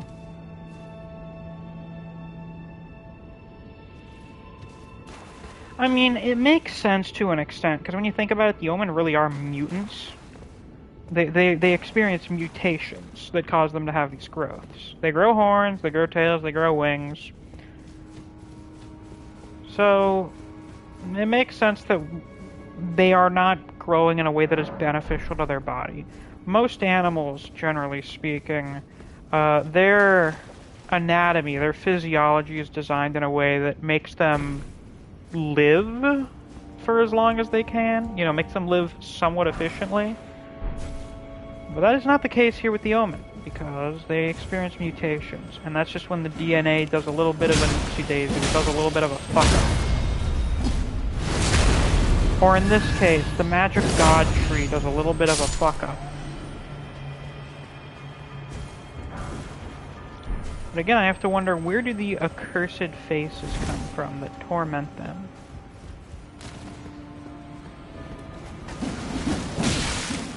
The seedbed curses seem to function like an actual curse. I wonder if, perhaps, the Erd Tree, or the Greater Will, has actually cursed the Omen. Because it doesn't like them. I'm gonna die here. Yeah. Of course. I don't remember where to jump off. I think it's over there. Somewhere around there. Yeah. Thus, it became kind of a self-fulfilling prophecy, maybe. Or the Erd Tree decided, or the Greater Will, decided to curse the Omen. It cursed things that were touched by what remained of the original Crucible. And thus the disdain and ostracization of the Omen began. Do you love the Shunning Grounds? I love them as a concept. Much like how I love Blighttown and the Valley of Defilement as concepts. Oh, I don't think it's anywhere near as bad as those areas. It's kind of like a maze. It feels like what this place would probably actually be like. A fucking maze. That sucks. Oh, fuck off. I love imps. You guys love imps? I'm a big fan of imps. Gotta love those guys.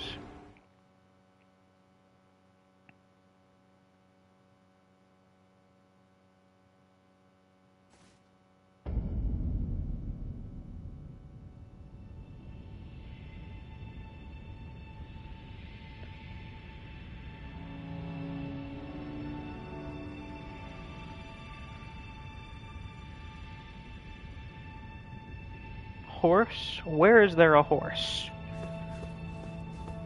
I cannot summon my horse here.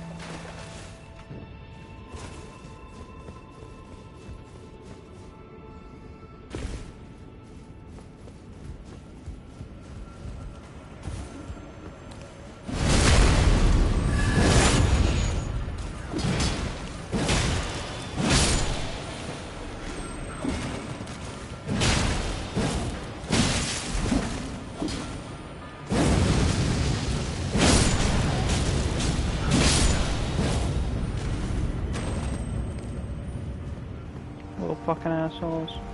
What sword you got there, buddy? It's like Moonlit. Nice. I'm using it on my sorcerer character. It's really good. This area makes you feel exactly how it probably smells down there. That's an interesting description. Are you fucking kidding me? Well, there goes those 80,000 runes. Isn't it so weird that on my first playthrough I didn't mind the imps at all? Like, I just never had any problems with them. And then everyone was like, fuck the imps suck. And I'm like, what are you talking about? And then I started a second playthrough. Funny how that happens.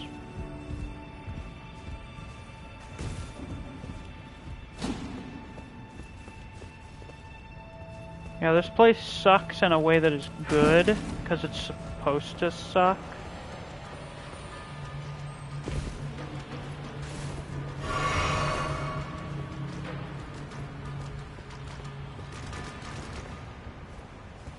Hi. Can I please get the item? Oh, you're stuck?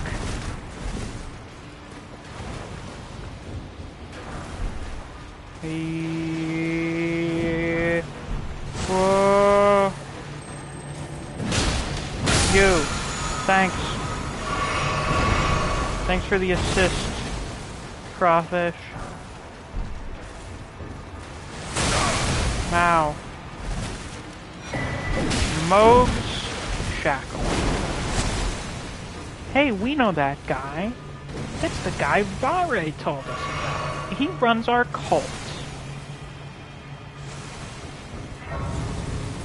It's an interesting item. Are they seriously shooting all the way down here? Are you fucking kidding me? Oh my god. So Moog's Shackle, right? That's a thing that exists. It's right here next to Margit's Shackle.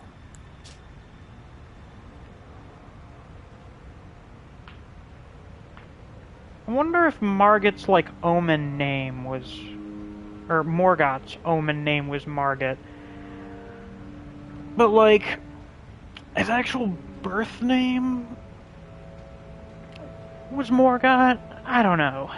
It's possible he just gave himself the name Margit, and it's called Margit here because that's what everyone knows him as. But Moog's Shackle. We have the contrast here between the two. They're kind of facing in different directions. Their item descriptions are exactly the same, except for their names. But this one's covered in blood, and the grace is fading away. Now you have to ask yourself one question. Do you want a like? Well, do you, punk? I do. I would like a like. How many likes are we at right now, actually? 13. We're very close to 15. I would like another like. That would be good. So Moog, our wonderful, splendiferous Lord of Blood, running his big funny blood cult, is indeed an omen. An accursed being rejected by the Erd Tree. I wonder why he started the blood cult. If only we could get some kind of answers to that.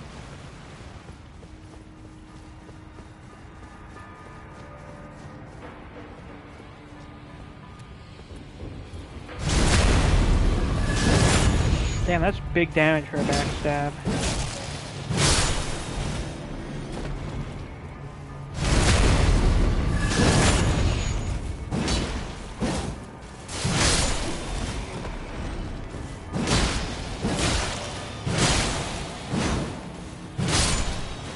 So yeah, these are the Leyndell catacombs, I should mention that. I am fairly confident that these are probably the first catacombs, the oldest catacombs, because, well, the catacombs seem to be based around Erd Tree burial, to an extent, or Great Tree burial. And where did that sort of worship and belief start? Presumably it started here around the base of the Erd Tree.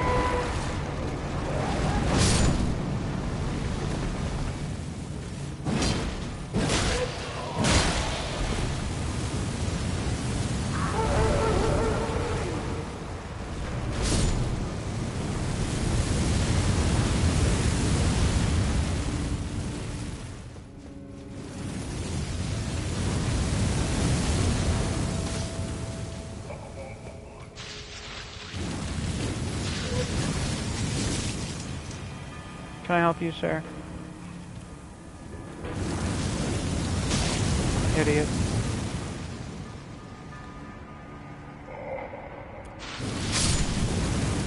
What a dumbass. Am I right, fellas?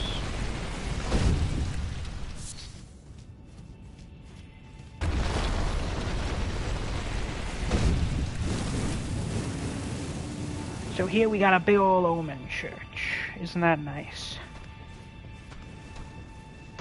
What do you pray to, Omen Man? See? That is the same magic that the fucking, the Revenant guys use. I wonder why. Does it come from the same source? Presumably. Well, I mean, theoretically almost all magic comes from the primeval current, but you know what I mean. It's the same alignment. It comes from the same faction power, same outer god or whatever.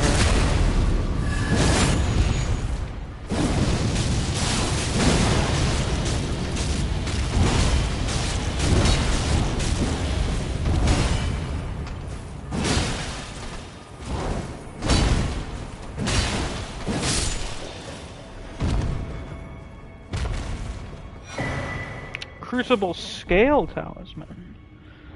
Now, I do believe the item description on this one is pretty much the same as the normal one. Yeah.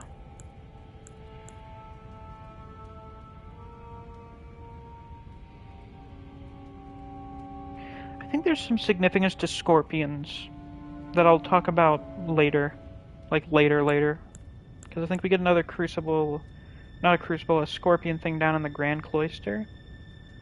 And that may have some significance. But... I suppose it makes sense that some of the Omen would still worship the Crucible. Some of them probably fucking hate it because they blame it for their problems. Other of them probably do it as a way of, like, reassuring themselves that there's still things good, still things of worth to them.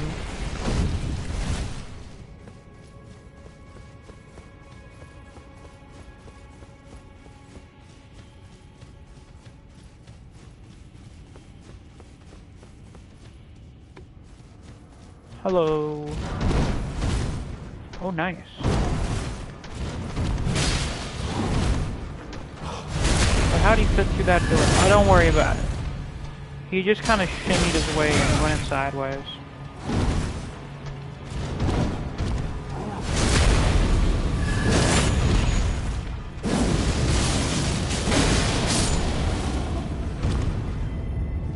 Now this one does have his horns removed. Maybe some people still tried to remove them. Maybe he removed them himself. I don't know.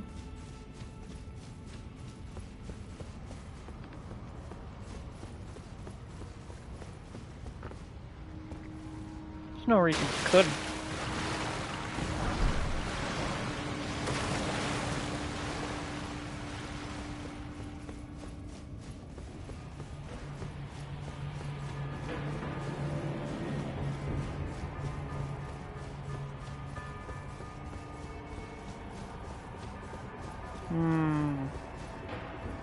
I believe this is where the looping around starts. Wait. Yeah, this place is a bit of a mindfuck.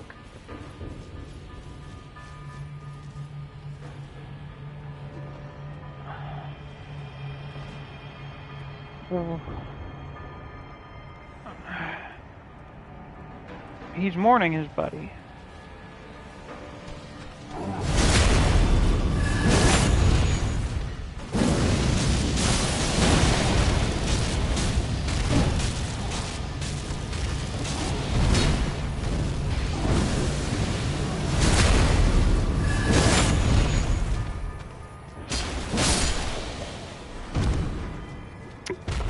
So basically where the first grace is in the shunning grounds. If you just go down the open grate where the Omen is standing and walking down the long hall, not into the pipes.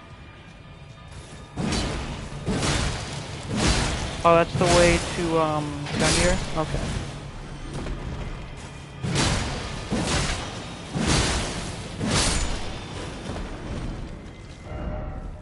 Likely lover.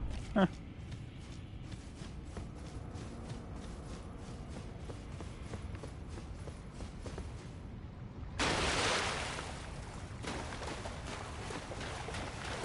What the fuck?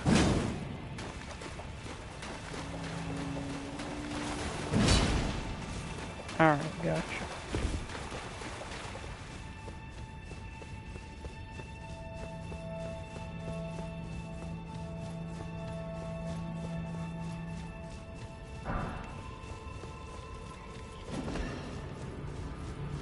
Oh, ain't this that one ultra confusingly designed dungeon? Is it? So I remember someone mentioning that it technically kinda is really fucking confusing. How many layers are there to this place?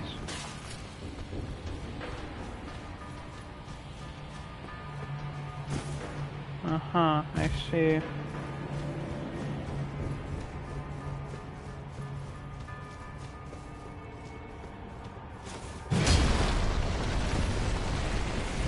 Yeah. Yeah. This place is meant to psychologically fuck with you. In case you didn't think that FromSoft developers were psychotic. Which, I mean, if you play these games or you watch people play them, you likely already assume that they are. No sane person could create such games.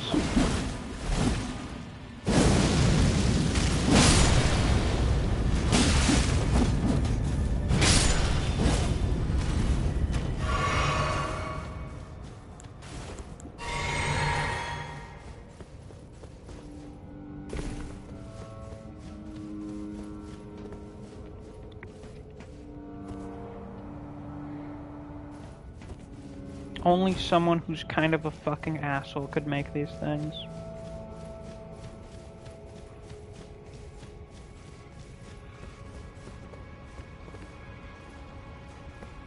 There we are.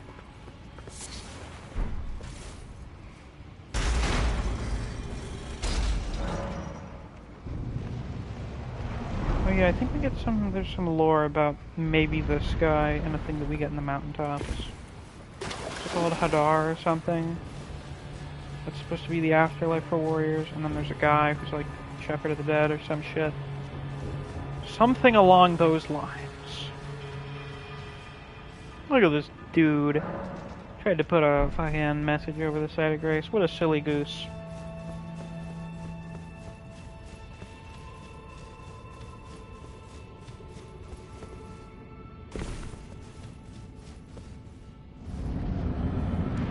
Oh, Oleg. Esgar, Priest of Blood. Now someone remind me, where do you get this hood thing? Because he's wearing the Sanguine Noble set, but then he just has this hood, and I don't remember where you get it. I think I've gotten it before, but I don't remember where, and I don't remember what it's called.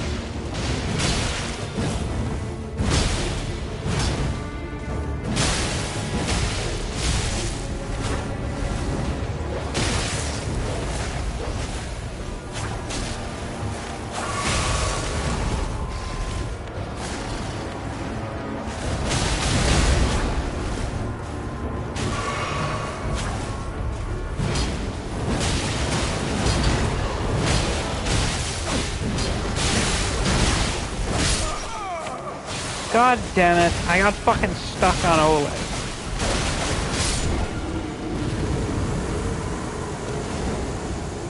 Ah, but he won't finish his death animation before me. How tragic.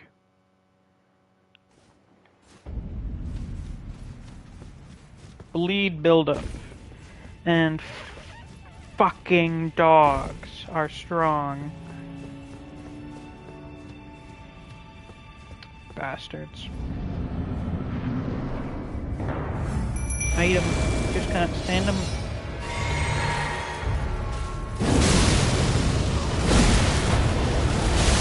Just stand on the line.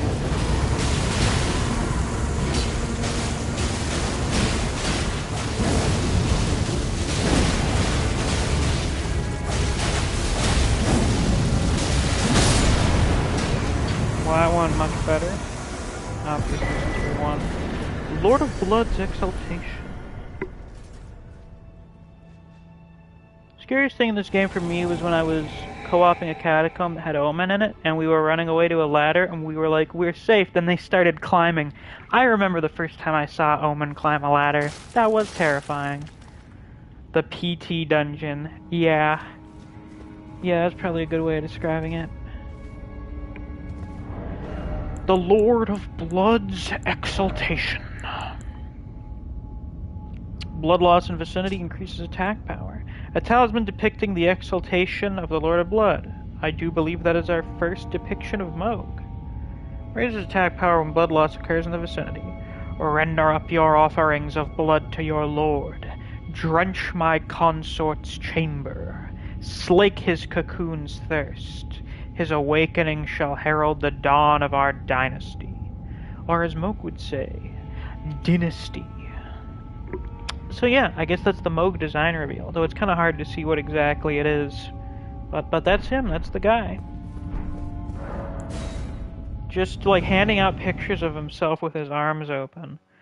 Imagine if in a real life cult, and maybe there is, the cult leader was just handing out merchandise that's literally just a picture of himself. And not a picture of himself looking like Jesus or something, it's literally just a picture of him. Now that I think about it, actually, there are 100% cults that have done that.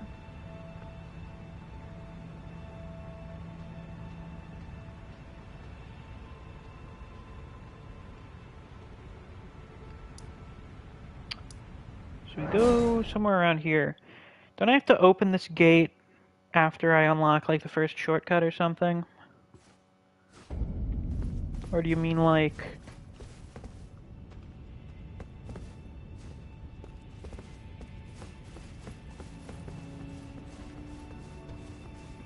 Which one? Oh, fuck. Oh, he didn't notice me somehow.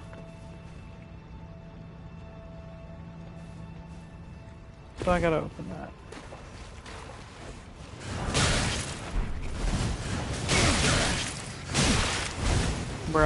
Bruh. Which way, white man?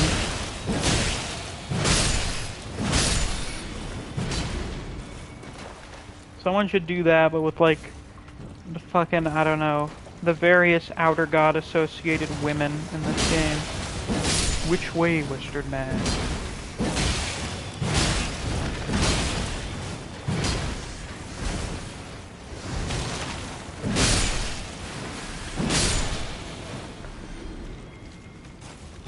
Straight down. Gotcha.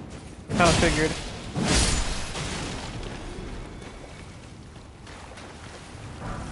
Oh, how? Hi.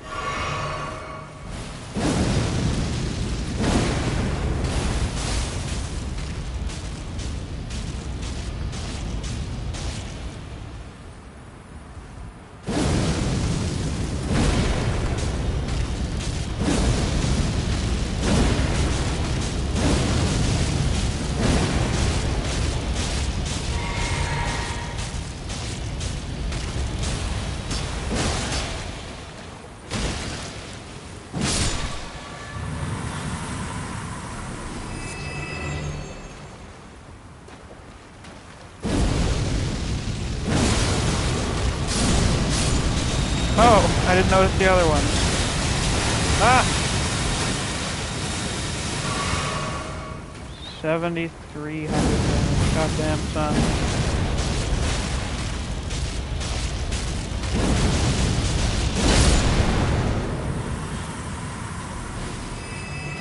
I love status effects when they're not being used on me.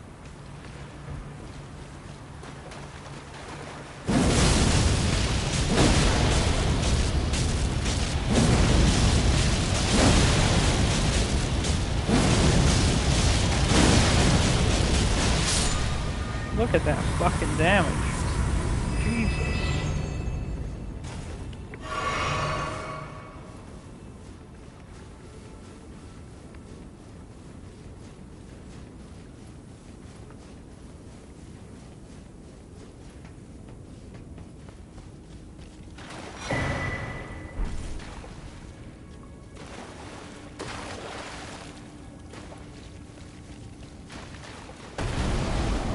No thanks, bitch. I'll pass.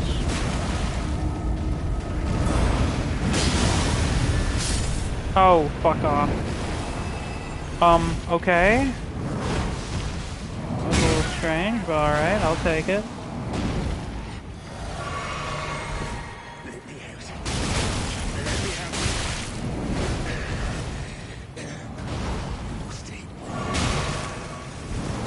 I must eat more poop. I must eat more poop.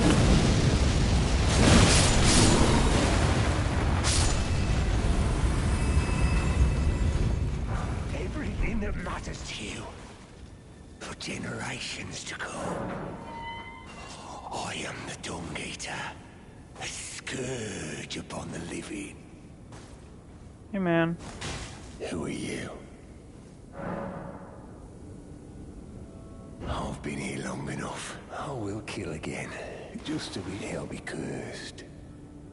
Along with their children, and their children's children. For all time to come. Good luck with that. The funny man. We're not gonna let you do that, you sick fuck. You don't even have... Oh, never mind, you do have your weapon.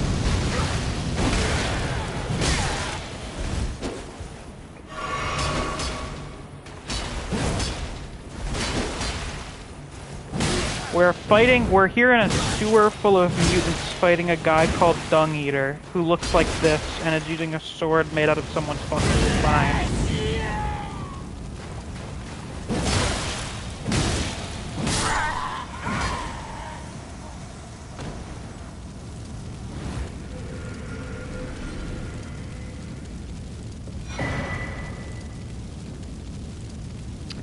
The Omen set and the Sword of Milos, or Milos, however you want to pronounce it. Why am I still on fucking fire?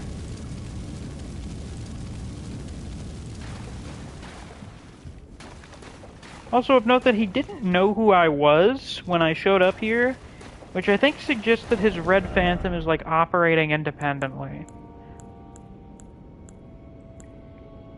And maybe can only appear in Roundtable, who knows. Dung Eater. Malformed helm resembling an omen with its horns cut off. Worn by the Dung Eater, its form is a vision of the landscape of his mind, and of his appearance as he wished to see it. The heart of an omen without the body to match. Could there be any crueler existence?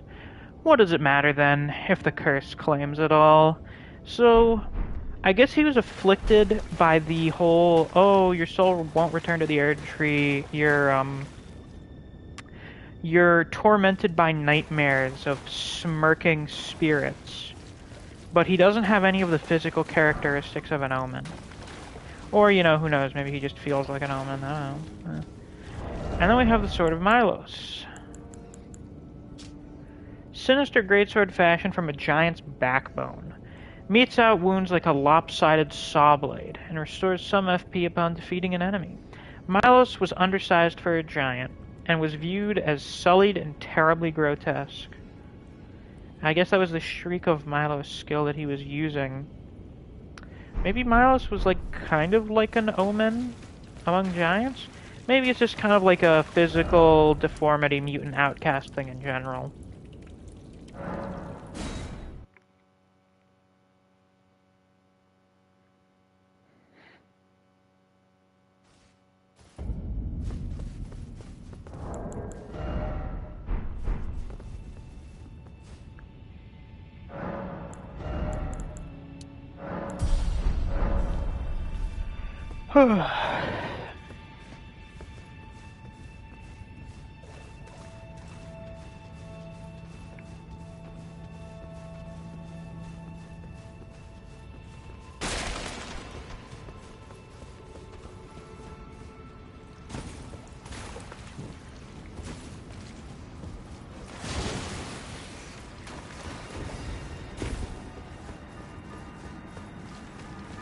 He wasn't an omen, but he felt like one himself, yes.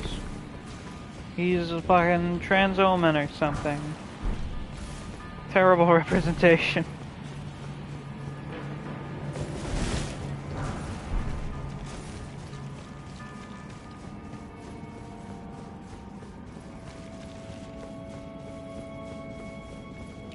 No, I would not like the loathsome Dung Eater as diversity representation.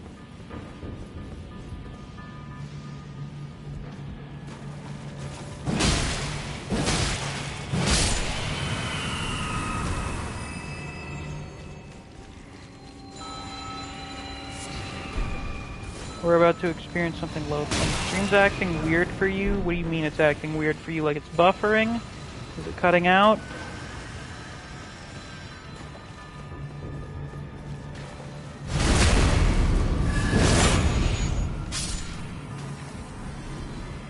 In that case, it might be your internet, because I don't see any issues on my end here. Like, I have the stream open here, and I'm not seeing that.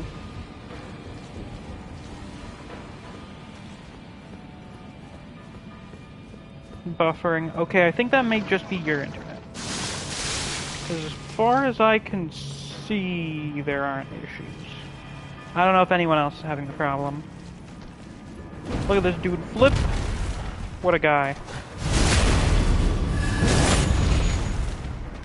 What a mad lad.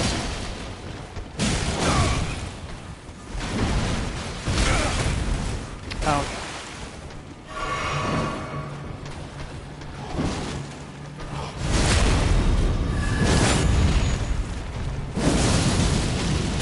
Oh shit, we got another one.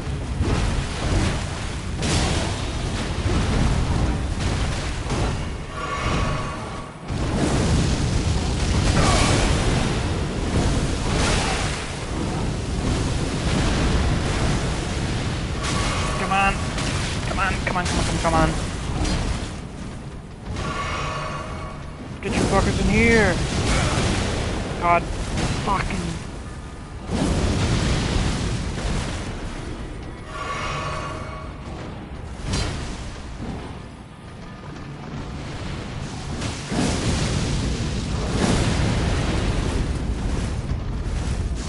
Are you serious?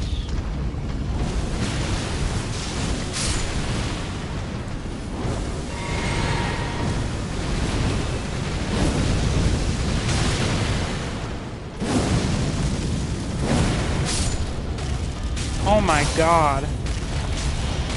I did not know it could go on the roof.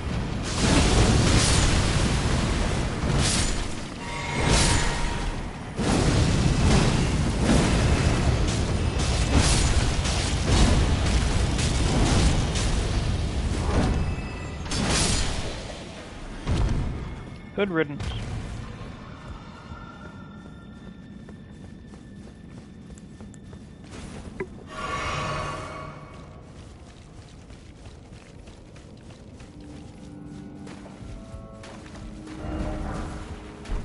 Nice.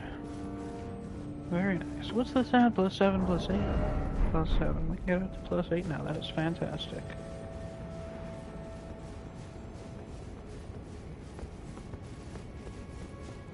And before we engage in combat with someone who could potentially kill us, it would be a good idea to open up the shortcut. That would be the smart thing to do.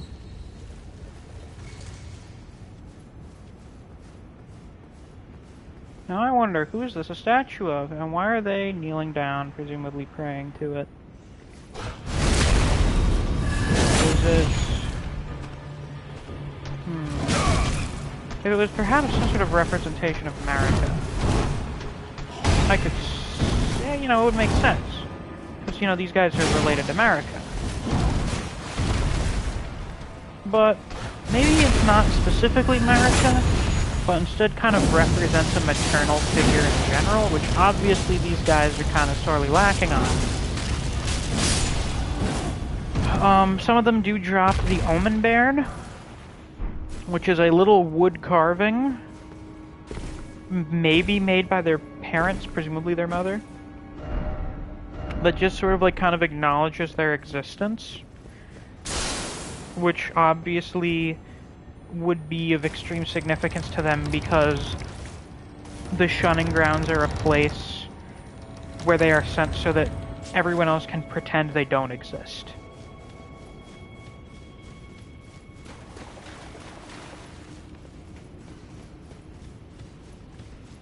You know, it's like a bit of a self-affirmation thing or something. To an extent.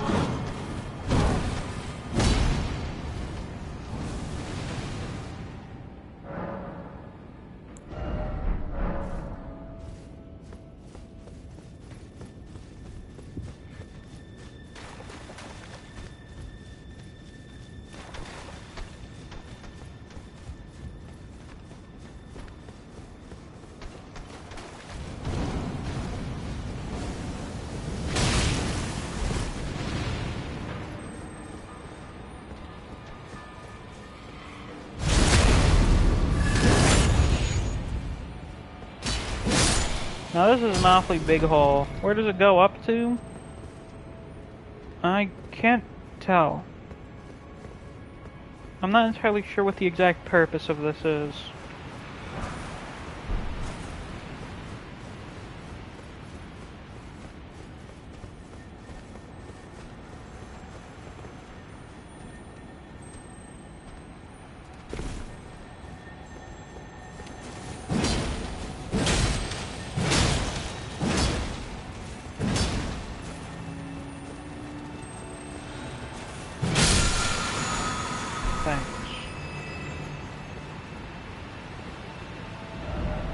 keep moving. Yes, indeed.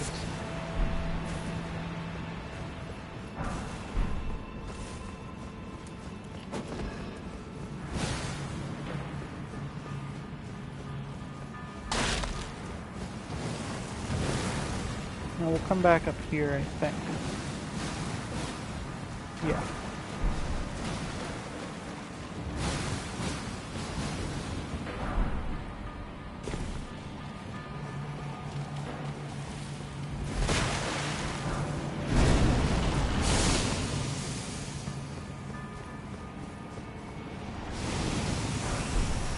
Ah, Nomad Ash. Isn't that nice? We'll get a look at those in just a minute.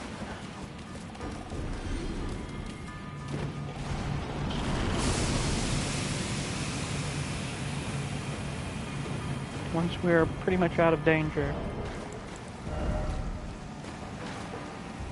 Let's see, where are those?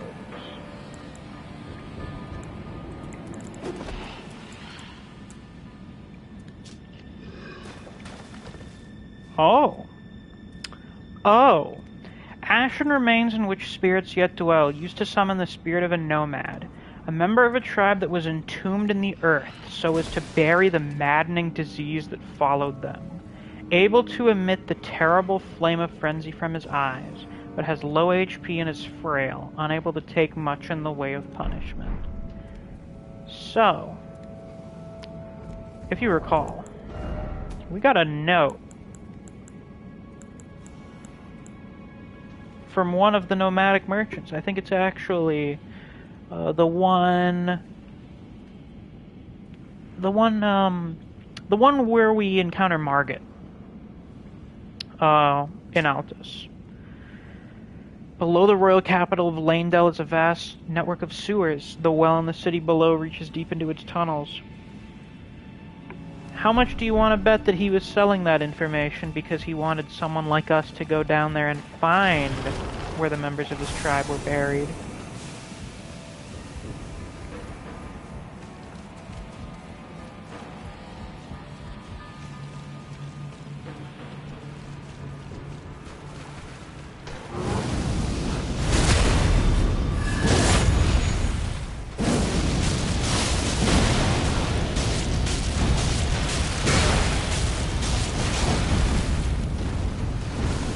I suppose that implies that one escaped. So, I believe it was, it's stated elsewhere that the nomadic merchants were originally entombed here because they were accused of being heretical. It seems in this case it was more so their, I don't know, maybe not necessarily worship, but connection to the frenzied flame that I guess they already had. There's our Omen Baron. I was hoping we would get one. Leyndell was like, oh, that thing's fucked. We're burying you underneath our city.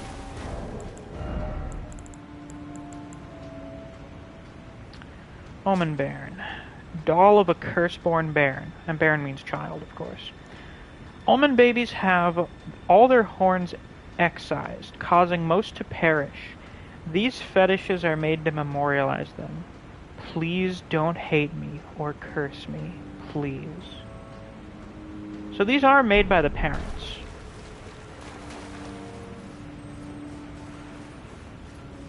Now, why do you think they made those? Also, how do the Omen children have them? That as well. That's a good question.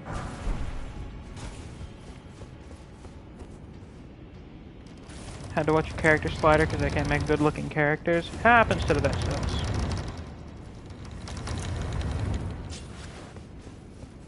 So the parents make them. Somehow the children end up with them. I mean, I suppose with the Rune of Death, even if they die, they end up... No, actually, because they're Omen. They don't go to the Erd Tree. Never mind. So when they die for real. I don't know how they have them with them. Maybe they're made in preparation. They're made preemptively. Now, how much do you want to bet? Or which do you think is the reason those are made. Are they made because the parents actually do love their children, even if they're an omen? You know, please don't hate me, don't curse me. I'm doing this because I have to, I wish I didn't. Or, the way that kind of sounds, oh, don't hate me, don't curse me, please. Whatever you do, please don't curse me, I don't want to end up like you. Do you think they make it because they're sad or because they're scared?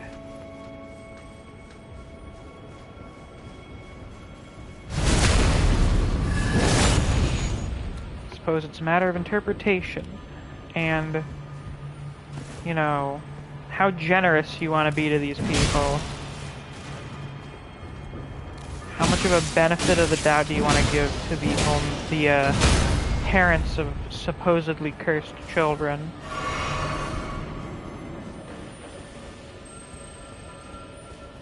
What do you think they feel?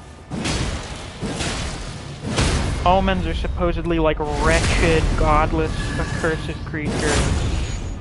What do you think it means when you give birth to one? I imagine it is perhaps the most horrifying experience in the world to give birth to an omen.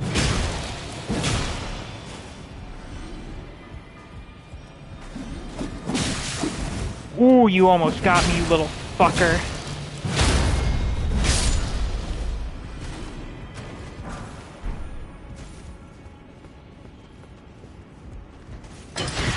That was close.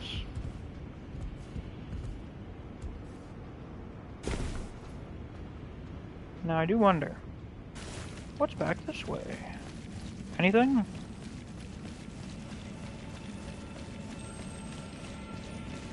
I wonder if these sewers ever functioned at some point.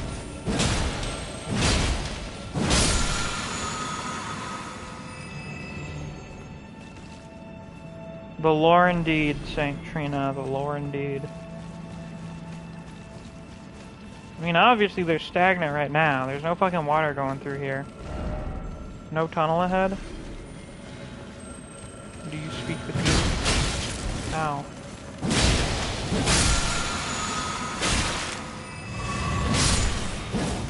Bitch. What do we have here? That's not bad.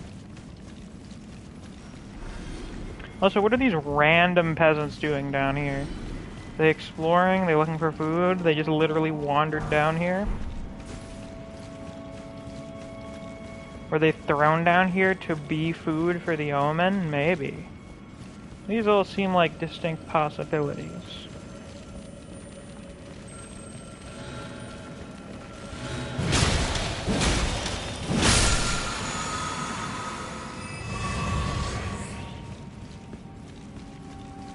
Actually, I feel like they probably are thrown down here to be food.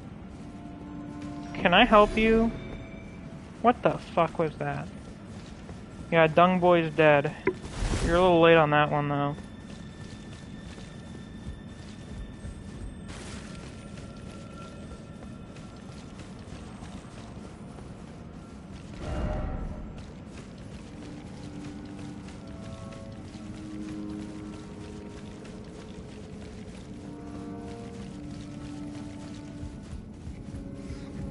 Back here, you rat bastard.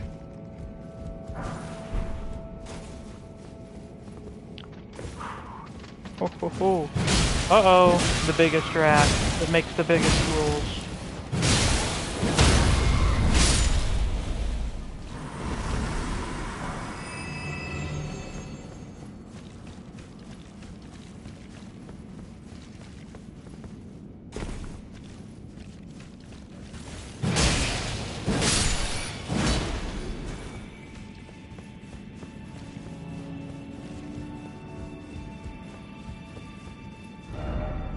Be wary of hole. Thank you.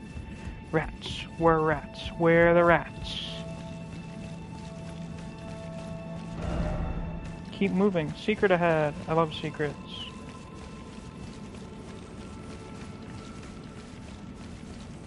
And we're back here once again.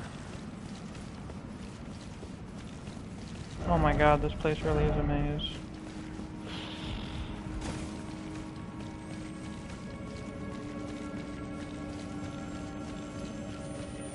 Oh, hi. Why is there 2 lobsters down there? 'Cause it's wet? I don't know, your guess is as good as mine. It is a damp environment. They like that.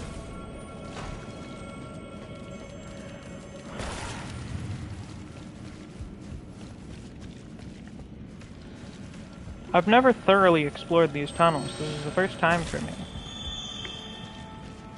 How did something that big get down there? It was probably tossed down here when it was small. You know, they're the Leyndell equivalent to, like, New York sewer gators. Uh-huh, I see.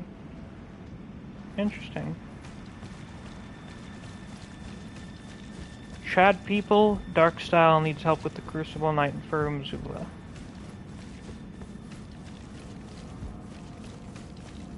If anyone can assist him, I'm sure he'd appreciate that.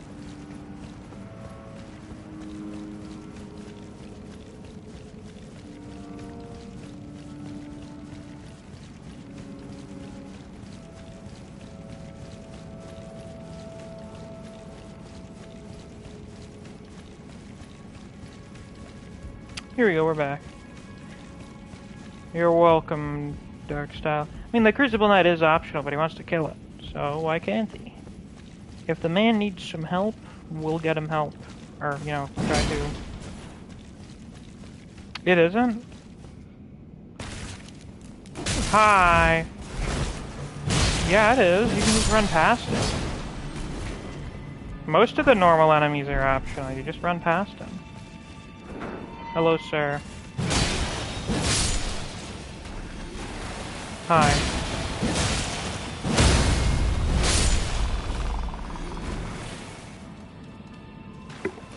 Ooh. Why didn't anyone tell me? I mean, usually you can just figure that out. Yeah, they're only, well, you know, once you get past the duo, the only bosses are Prosthesis and the Beast Clergyman.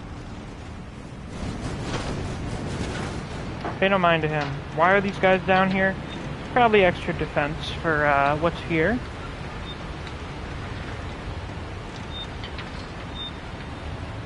Duo is dead. Yeah, rip bozos. It was easy. It can be easy if you've got your boys. I don't consider the duo a boss. You know what? That's fair. I respect that. I respect that take.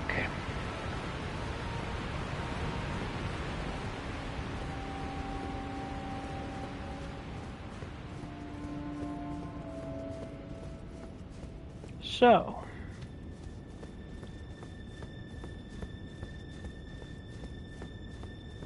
down here at the deepest point, there is a church. But before we do what's in here, I gotta go to the bathroom real quick. I'll be back in just a minute.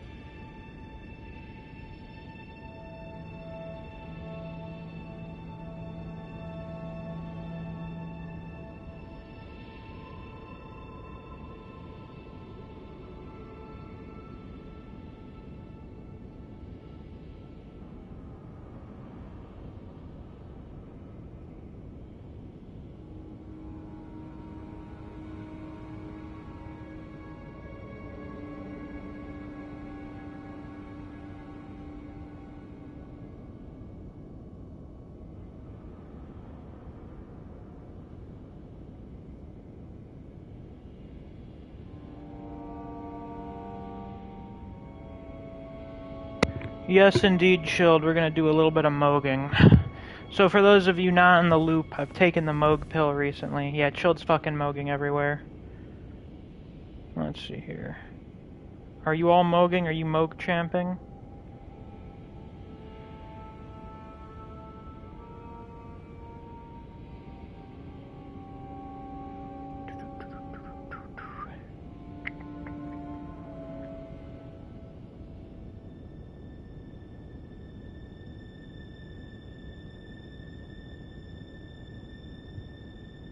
It is mogging time.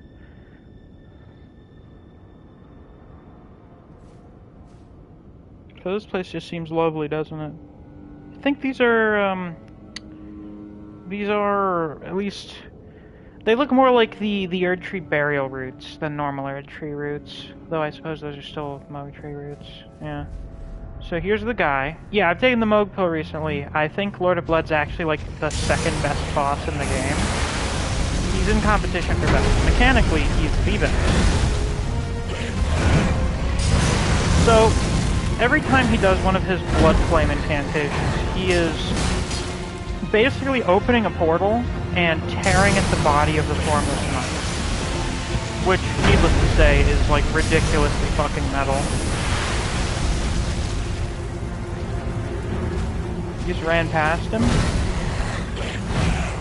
Is that technically a thing you can do?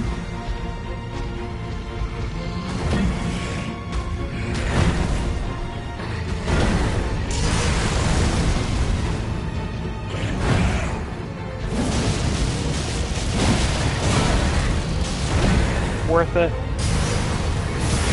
Oh shit. So, something I like about this, you know, Moog the Omen theme, the Omen illusion, is that it's basically just Phase 1 Lord of Blood, but with no choir. So you can, like, fully hear and appreciate the instrumental.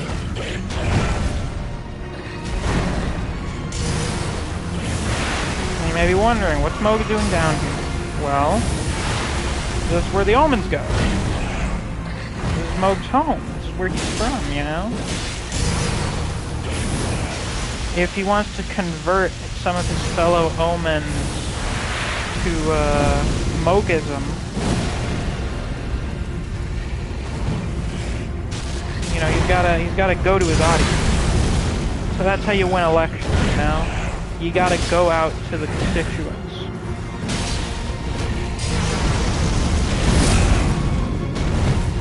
Yeah, Moog the Omen is just he is the Moog equivalent to Moog, except he doesn't bother changing his name, he just doesn't use his title.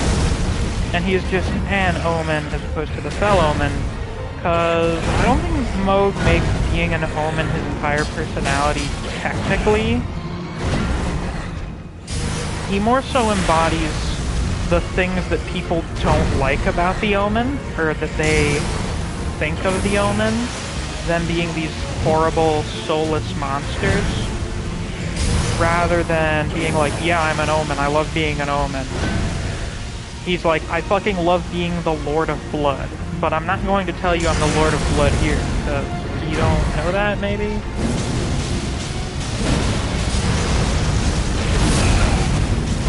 Yeah.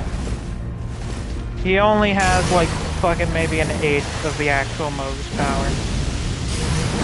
So, something I've learned through various attempts, and through not using Mimic here like I did in my first playthrough, this guy is fucking tough when you haven't learned him yet. But, I have learned Moog. I have mastered Moog. Thus, I know all of the timings for all of his moves. So, this, for me, becomes a very fun, satisfying dance. Internet really doesn't like the stream right now.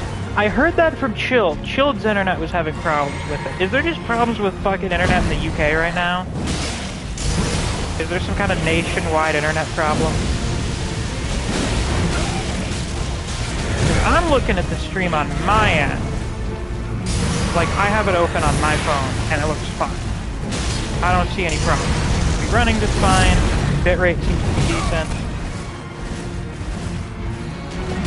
Oh shit. Oh, fuck. Nah, I've slipped up.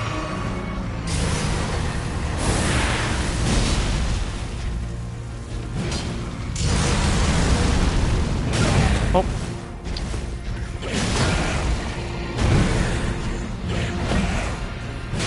Isn't it amazing how some of his attacks can just miss you because of the mechanic? You need to have a license to watch Misk in the UK.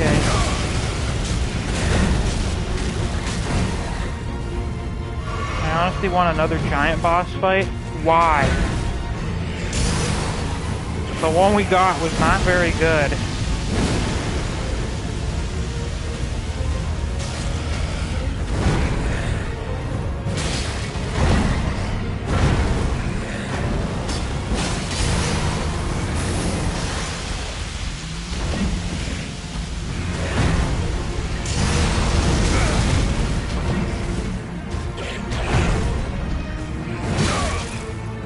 Oh wait, you meant giant as in just really fucking big. Since From Software loves the dragons and serpents, why not an actual giant serpent boss? That could be something.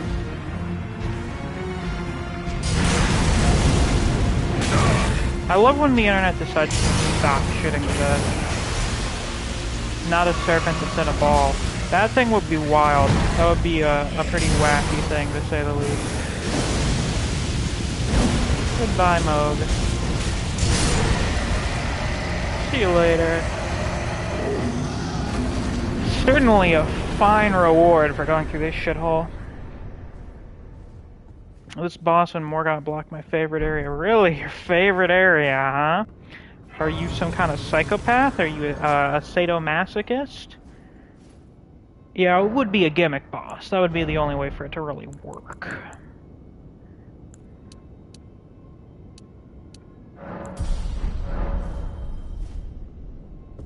I forget, do we have a talisman that increases dex? We do. Increases it by 5.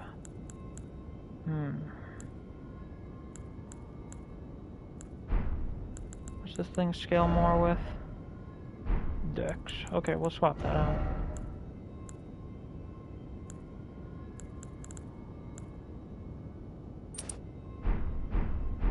Favorite area in atmosphere and design, not gameplay. Okay, that's fine. Herd Tree's favor.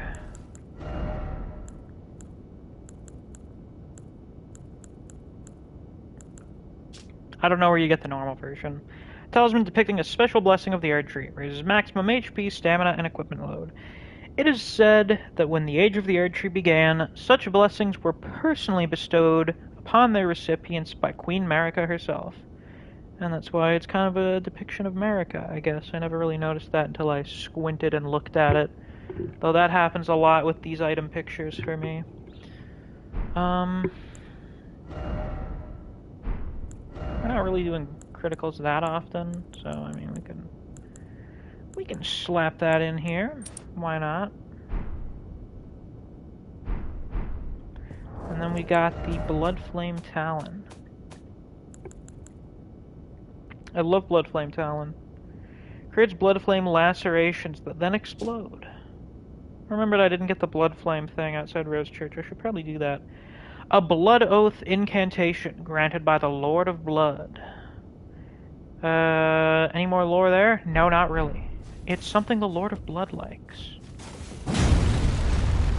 So this is the thing I missed on my first playthrough, obviously, and then most of my other playthroughs, actually, until I heard, oh yeah, Moog blocks the way to the Frenzied Flame. Really?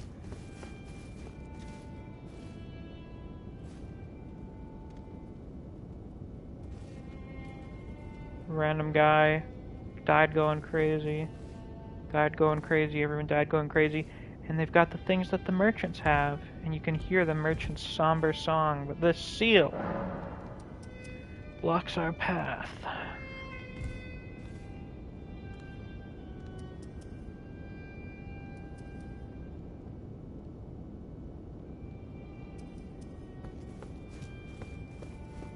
We'll have to come back for this place later, after we defeat Morgott the Grace-Given.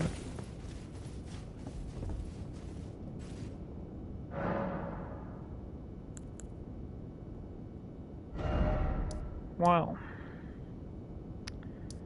I suppose now we should go here. That would probably be a good idea, in my personal opinion. What are they? Oh, I see. Playfree's playing Ultra Kill, of course. And Cave's finally playing Portal. Nice.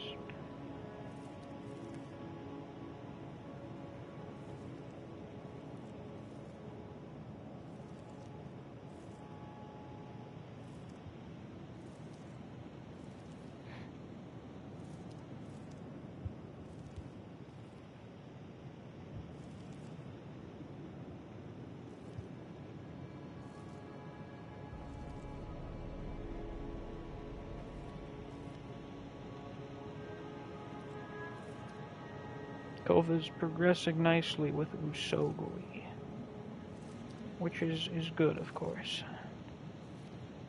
A very important thing to do. There's also a possibility of restoring certain great runes back to their normal state in the DLC. Yes, indeed. Rykard's rune, for example, changed after being devoured. That's true, and it seems like Radahn's changed. Due to him being afflicted with Scarlet Rot. At least maybe to an extent. I feel like the DLC will probably have something to do with Miquella, because Miquella would be a new Shard Bearer. And that would mean that we would get a new Great Rune. And I feel like it probably makes sense to get one in the DLC. Something about it just seems right.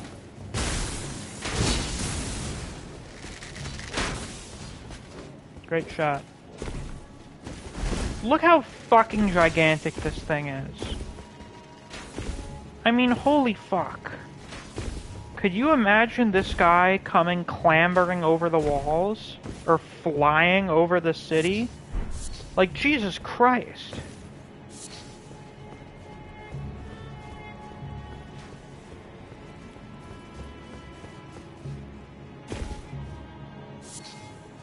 We gotten Gravelstone before? I feel like we haven't, but maybe we have.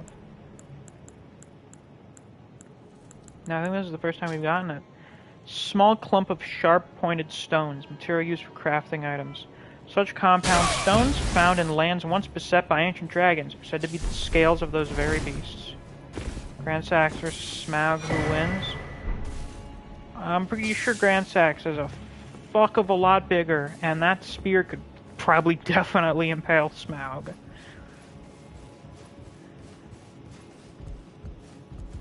However, Smaug was also like...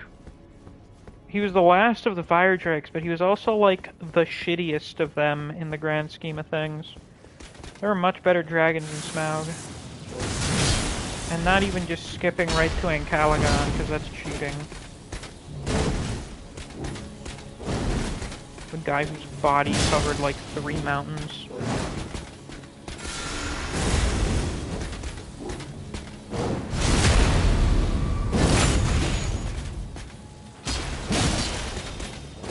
Oh yeah, imagine Grand Sax's nuke attack. It would be an actual nuke. It would level the city. Yeah, and it is very similar to Placiduous Axe's nuke spear.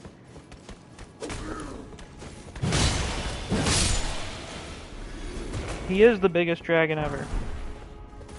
Both him and Ancalagon, the biggest dragons ever in their respective universes. Placiduous Axe versus Midir? I don't know. Honestly, in general, Elden Ring scaling seems to be higher than Dark Souls. So when you put like a random ancient dragon versus the Dragon Lord, the Elden Lord of the Age of Dragons, I feel like I know who I would bet on. Especially if we're doing like Prime versions. Yeah.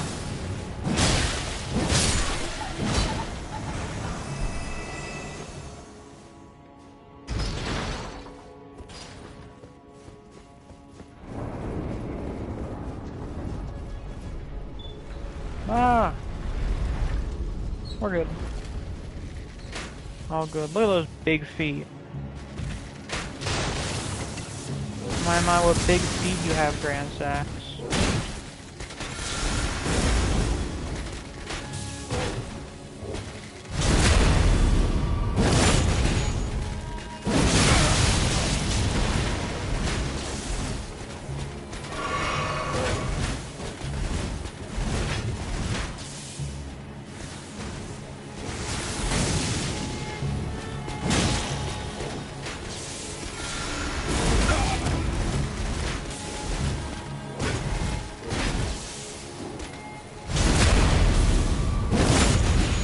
Yeah, and Grail's the biggest of the flying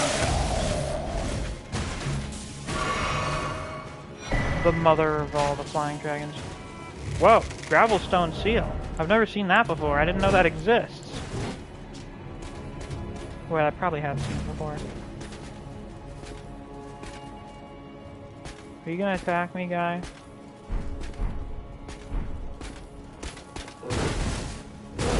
Yeah, Grail's big, but it's also old and can't move. What are those giant skulls in Caelid? I do believe those are also giants. Those are the biggest of the giants. Those fuckers got big. That's presumably from the war with the giants.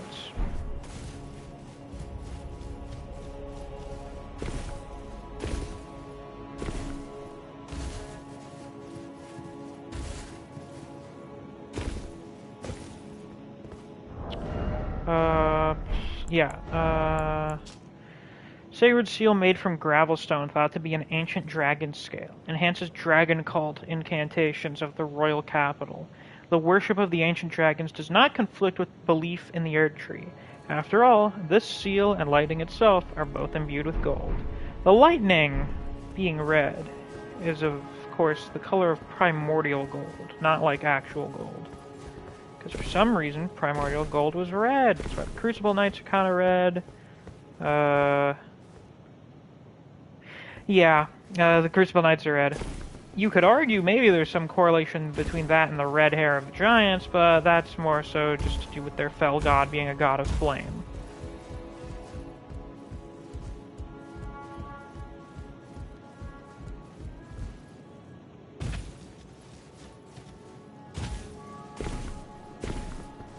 Going between your toes. Let's pretend that didn't happen. Was XX presumably a witness of Melania absolutely nuking Caelid into a rotted wasteland? I think that's probably a safe assumption.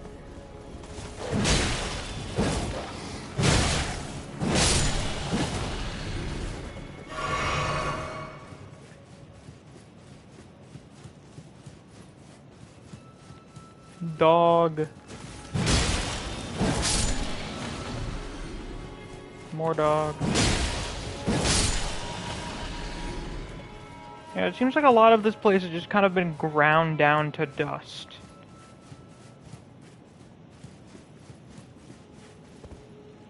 Oh, that's nice. Fort Knight. So true.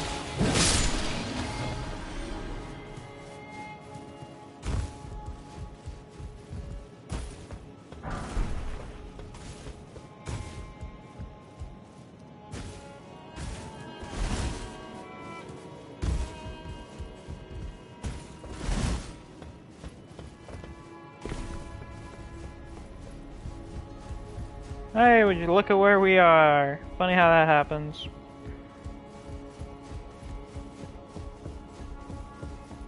It's where Hugh's supposed to be. Sanctified wet blade. And a hammer. Wonder who was the blacksmith here back in the day. Was it always Hugh, or did they have someone else before? Sanctified wet blade with a cipher engraved. Can be used as a whetstone knife. Interesting. And we got our hammer somewhere. Hammer comprised of a large stone affixed to a metal handle, originally a blacksmith's tool. The art of smithing is said to have originated among the giants. This weapon's striking attacks boast ample weight behind them. So, smithing originated with the giants. That's interesting, to say the least. I mean, it makes sense, they got a giant fucking forge. What else would they be doing with it? Suppose that means everyone took it from them? Although it's said to originate from them, doesn't necessarily mean that it did. Maybe more of our commonly practiced smithing techniques were created by the giants. Because presumably the Nox, who as far as we can tell really had like nothing to do with the giants, they have their own stuff, but most of their stuff is weird. So they presumably make things differently. Nice.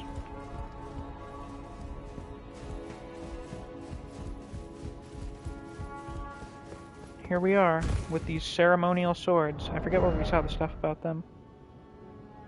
Possibility of there being more than one frost dragon in the mountaintops, though? There probably is. Or Boreas is just the last one.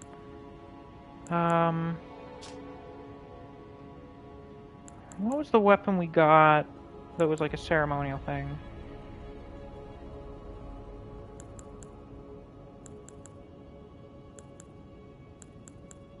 Can't remember if it was a sword or an axe.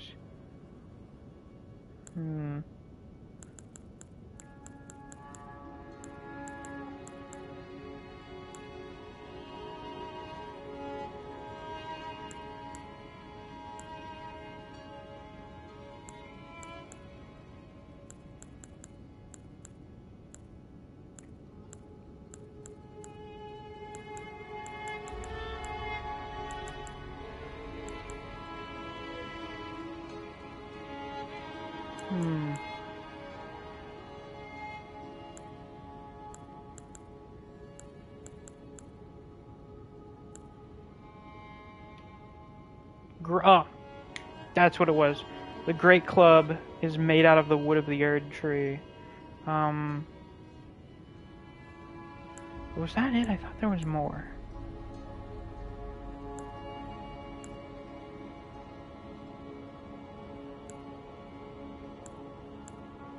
Yeah, I know there's only 2 named glintstone dragons, but there's a bunch. Basically just all the ones in Liurnia. I thought we had more stuff on ceremonial weapons. But I imagine that's kind of the case with these. Still no grace. In short, seek order. What are you looking for? I'm not sure. I thought there was something we got.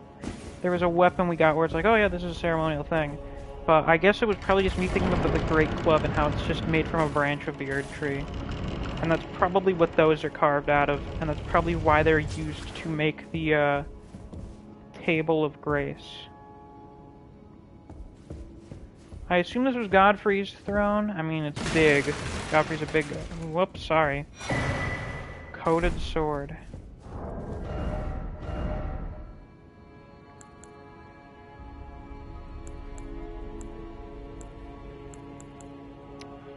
Well, where is that? Here. Hidden sword once granted to the Tarnished of the Round Table by the 2 Fingers. A formless cipher comprises its blade, which deals holy damage no shield can repel. Champions would gather at the Round Table hold in days long past, when the 2 Fingers were masters of oration, their flesh yet full of vigor. I wonder why they've degraded now.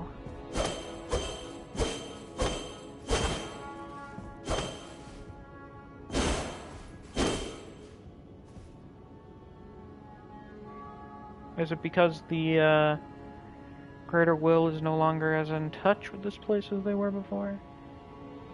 What is that handle made out of? Is it just stone? Kinda hard to tell.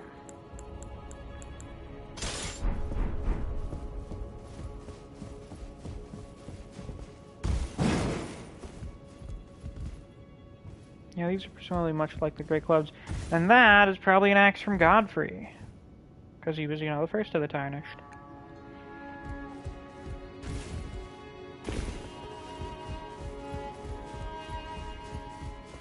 You're in Gideon's room. Fucking up Gideon's shit.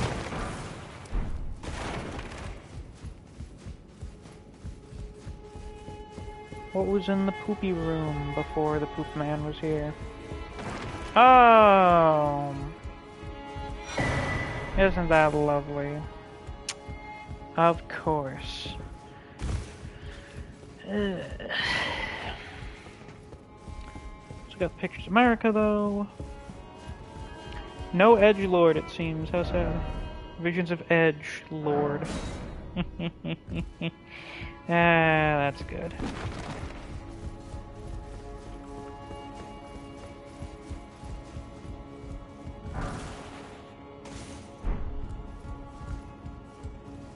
Yep. Where's the Noble Gold Mask? They're down near the Colosseum. Alberic stuff. Mad Tongue Alberic's pointed hat, a sign of a heretical practitioner, set with red glintstones said to be formed by the blood of sacrifices. Strengthens thorn sorcery. That's weirdly specific. Alberic was an aloof, yet disturbed heretical sorcerer, said to have been driven mad by jeering tongues during his service to the Round Table Hold long ago. That's, weird, but okay. So who do we have for the old Round Table Knight members? We have Alberic, we've got Lionel, no one else so far, but we'll encounter a few. Vike, that's the most notable one, I think. We got this dude with the crossbow, I do believe. Yeah, Crepus. So we got Vike, Crepus, Lionel, and Alberic. We're assembling a real round table of knights.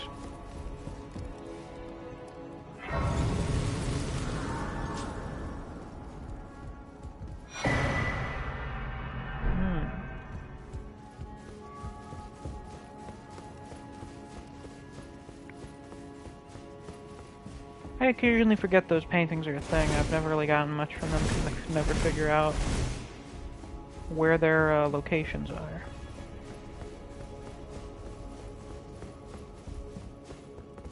Ah, shit. Wonder how they bioengineered Albinorics in their creation. I have wondered that as well. Yeah, there's Crepus in the vault. Ah, the Two Fingers Prayer Book.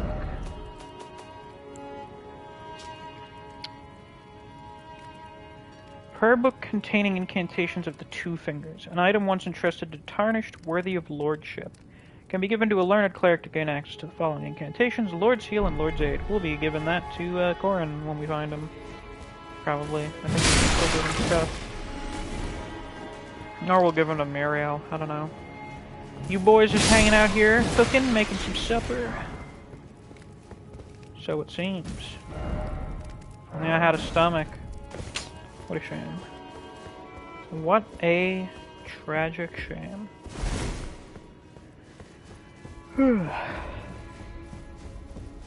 There's a big ass pantry here, but I suppose the Tarnished were rather active lads, so they probably ate a lot.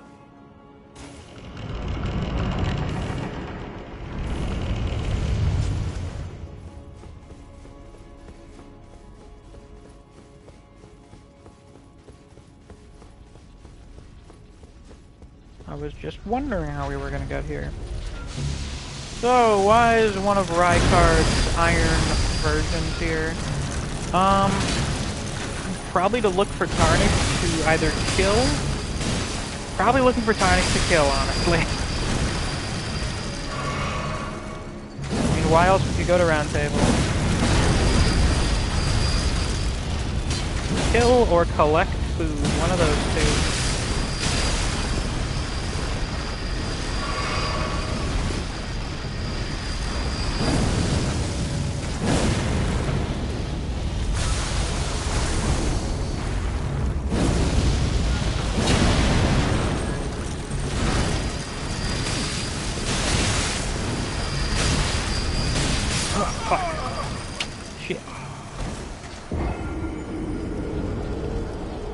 How did his abductor virgins even get into Leyndell? Well, I'm pretty sure that these have been a thing ever since he was, you know, Praetor. Thus, he probably put them here back before the Shattering. Like, they've just kind of been here this whole time.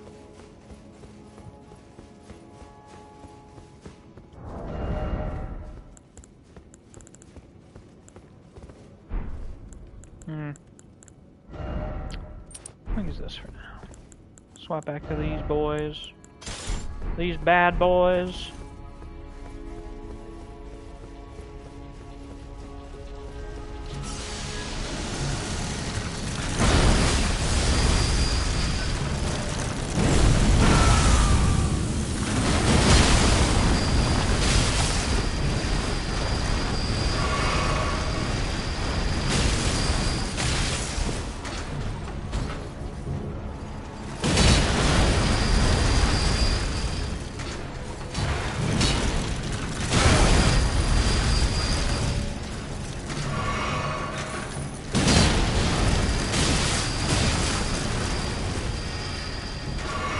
What about the Valiant Gargoyles in Leyndell? Well, I mean, they seem to serve the same purpose as they do anywhere else. You know, they're guardians.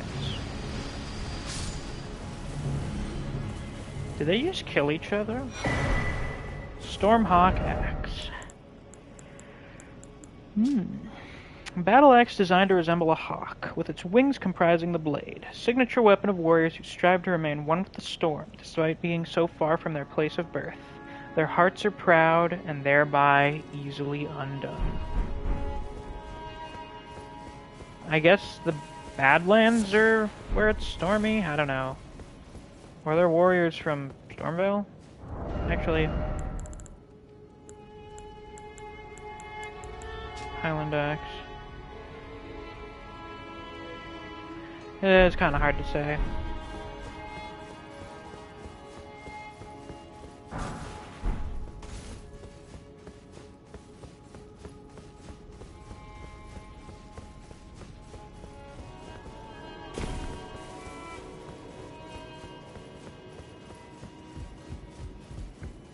And would you look at where we are now? That place that the Homecoming Tower in Weeping Peninsula tells us.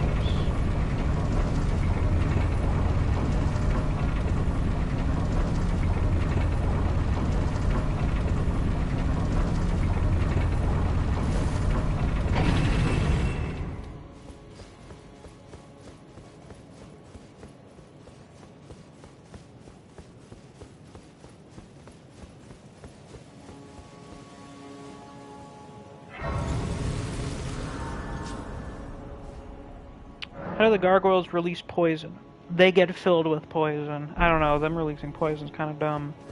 But considering they're made of grave wax, you could have just shoved like a bunch of decaying corpses inside of them. Or it's just like a natural byproduct of the grave wax that they're made of.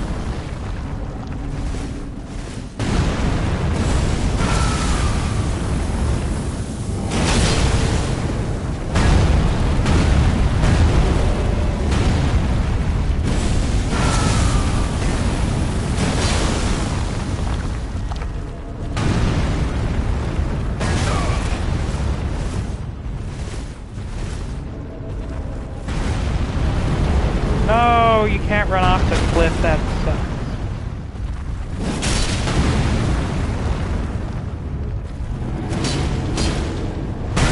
Bruh.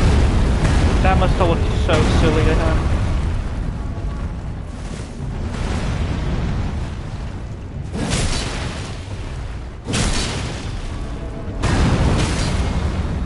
There we go.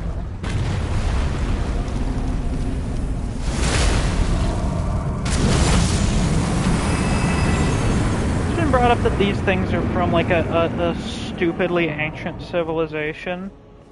You know, no one knows who made the golems. I don't think anyone knows who exactly made the divine towers, because I think they've just kind of been around forever. So it seems to be like the most ancient civilization created them, whatever it may be. Here's the isolated divine tower. There's Farum Azula. It is a place you can see from here. Even the ocean's on a plateau here, isn't that interesting?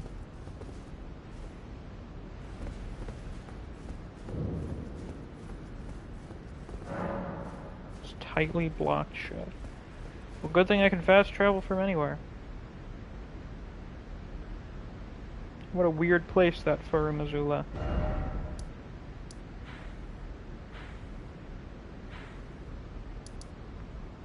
Anyway, back to here.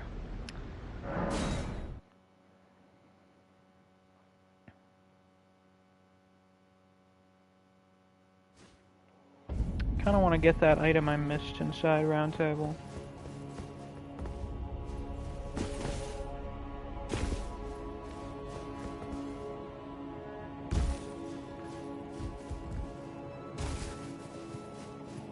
Fragments of Farum Azula fall into random places. They get thrown around by the storm up into the stratosphere or something. Air currents are a thing. Also magic. Maybe they're just slipping through the time stream and just end up in random places. That's also a possibility. Given how wild and wacky Furumazula's, you know, existence in general is.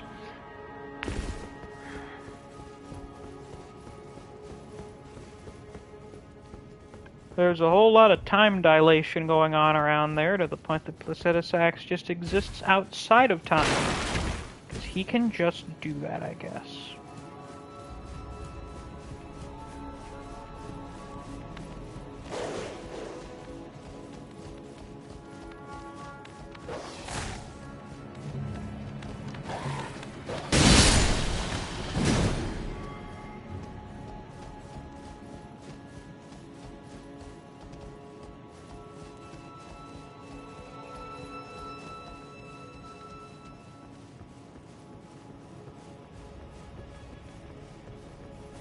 Watch this, we're about to prank the shit out of this guy.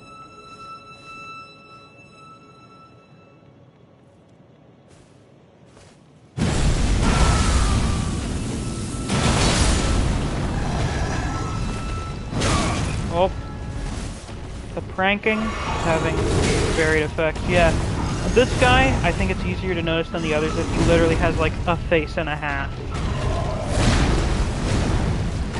It's not even like a full two faces. Ah, shit.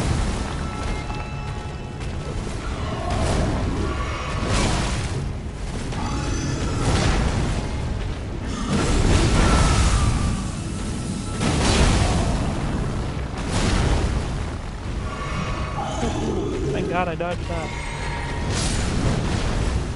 Love how FromSoft just changes the gargoyle model slightly. Well, I think the gargoyles in Dark Souls 3 were the biggest departure from Dark Souls 1. In Dark Souls 2 they were basically the same.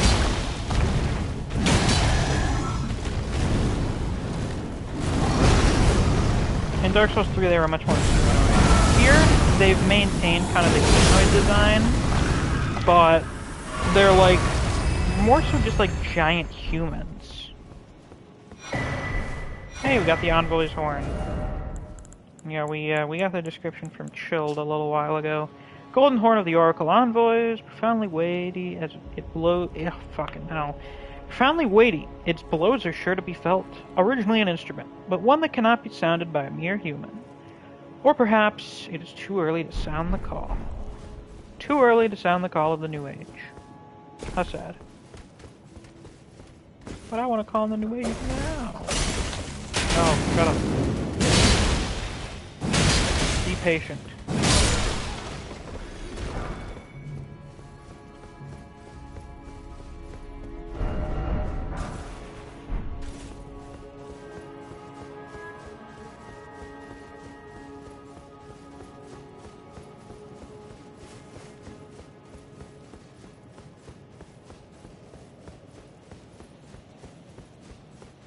Now we do a little resting here. We do a little resting, you see.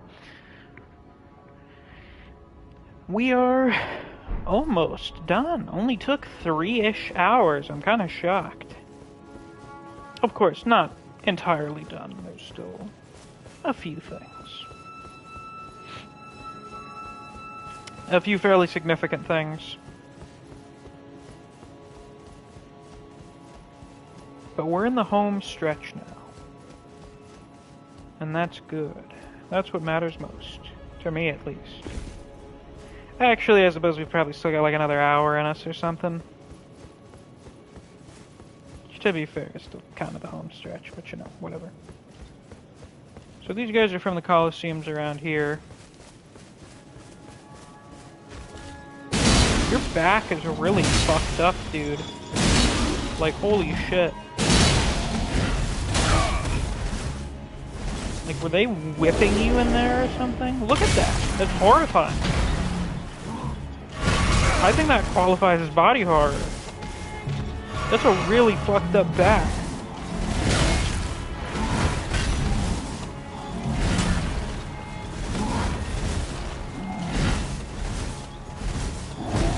And the Colosseums, I do believe, are like relics from Godfrey's time. Because, you know, of course Godfrey would love that shit. And these guys use big axes like he does. They actually look very similar to the big tree axe stuck in Round Table Hold. Those duelists are very much absent from Limgrave Caelid Coliseums, however. Yeah, they are. I mean, you still have some of these guys in both regions. You know, presumably the one in Murkwater Catacombs is from the Coliseum there. I don't remember if there's one in, Caelid, though. I think there is. Pretty sure. Somewhere.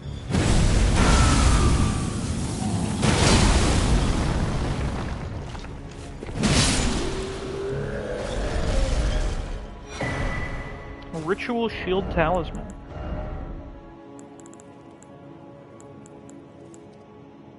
Raises defense when HP is maximum. Talisman pattern after shields used in ritual combat held on or the Erd Tree.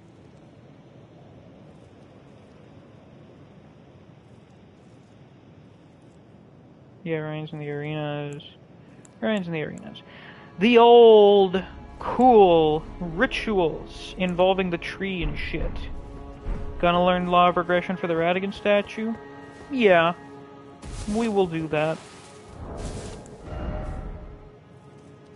Yeah. I don't know what the requirements for it are, though. We may have to do a bit of respecking or something, I don't know. Do we? Nah, we're good.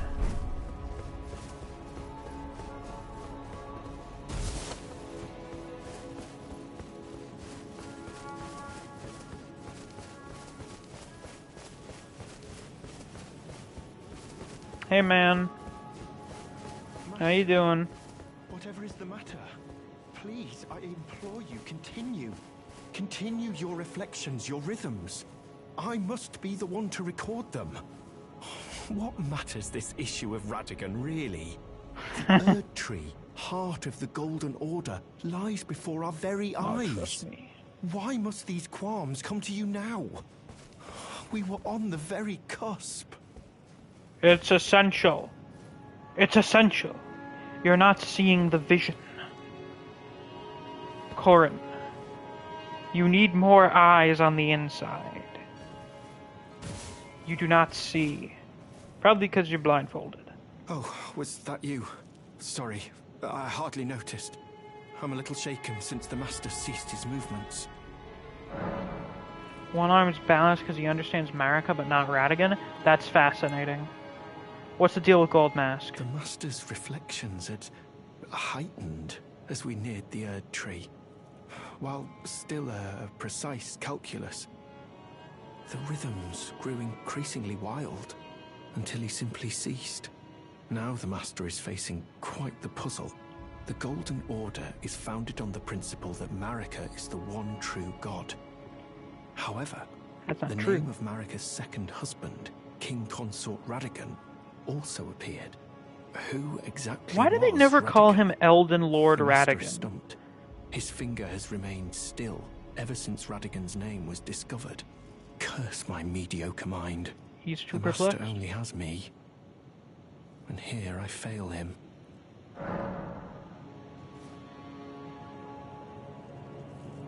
Isn't that so strange they never call him Lord Rad... Like, the only one that I think ever calls him Lord Radigan is Muriel. But everyone they call Lord Godfrey. Everyone calls him Elden Lord Godfrey. No one ever calls Radigan that. Why? Is it because he wasn't as accomplished when he was the Elden Lord? I mean, like, as far as most people are aware, he presumably still is? Or do they not call him that anymore?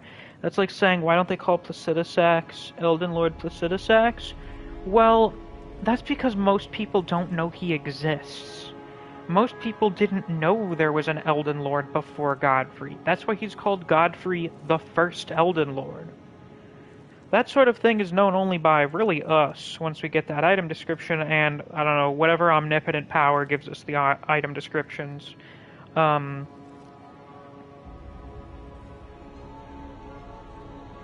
mean, if we're supposed to become Elden Lord, I assume we're working under the assumption that Radigan isn't anymore, but why wouldn't we? Like, why wouldn't they? Did they assume he's dead? I'm actually very curious now. What does the general world at large think has happened to Radigan? if people are aware of what happened to Marika, the people in Round Table, they know she's been imprisoned for shattering the Elden Ring. No one seems to know or mention whatever's going on with Radigan. It's a mystery. Who exactly was Radigan? Great The question. Master is stumped. His finger has remained still ever since Radigan's name was discovered. But, oh, how important could it really be? The Erd Tree, heart of the Golden Order, lies before our very eyes. Why must these qualms come to you now? We were on the very cusp. Here, this prayer book. That is a work of heresy. It's literally Its the Two Fingers prayer book. incantations bear no lineage from the Erd It's the Tree. fucking oh my god. Very well. I'll take it off your hands. I cannot afford to maintain my innocence any longer. I must dirty my hands to test my faith, even if it offers only the most meager of hints. I will do whatever I can to help my master.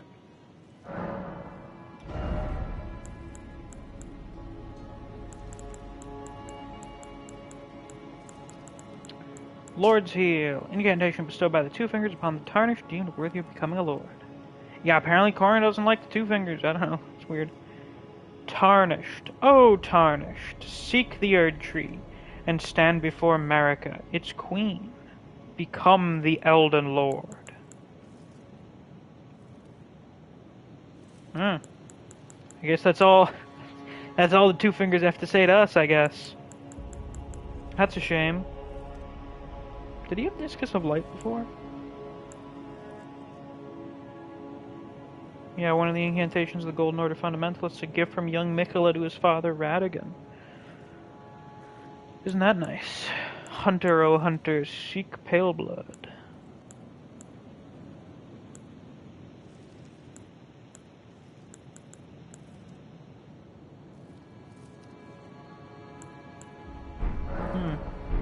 Well, good luck with that.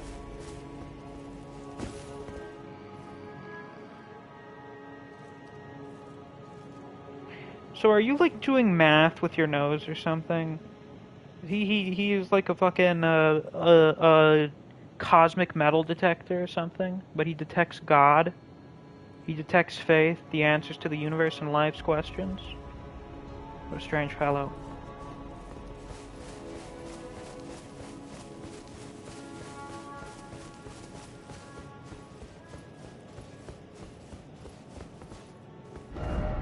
Liar ahead. Let me guess. Which noble family is Goldmask even from? Maybe they don't mean noble in the sense of being from a noble family, they just mean that he is a noble guy, he's a cool guy. The noble Goldmask. The ever-brilliant Goldmask. You know, stuff like that. That kind of nonsensical shit. Ugh.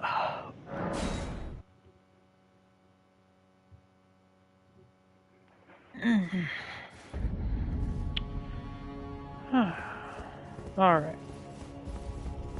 Time to fight some guys. Yeah, 42. He's calculating the number 42. All of the possible combinations that lead to the number 42. All that great shit. All that wonderful stuff.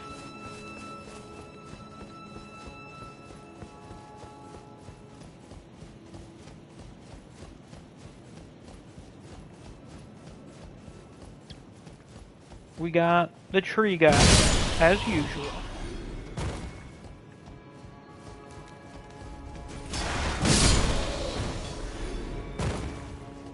Go kill Lanciax and Fortisax? Oh, I did that already. Yeah, I gotta find the Golden Order book for Corin.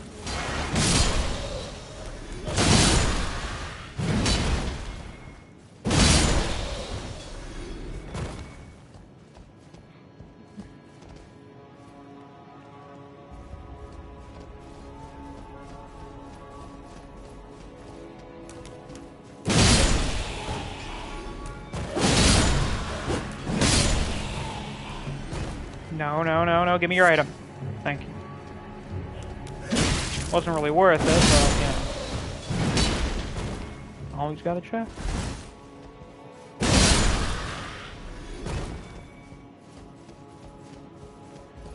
It's strange that so little is known about Radigan.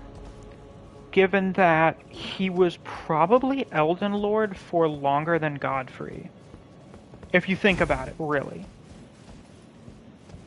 Because it seems like maybe the golden age of the Earth Tree was after Godfrey was already gone. Have we gotten any of the Guardian stuff before? I feel like we have.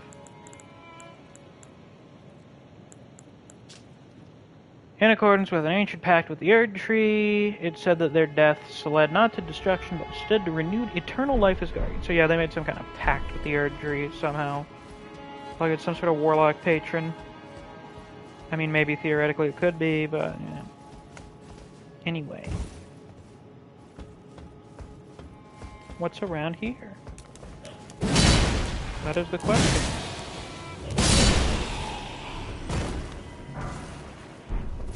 Never been over here, I don't know. Yeah, there's so very little information about Radigan.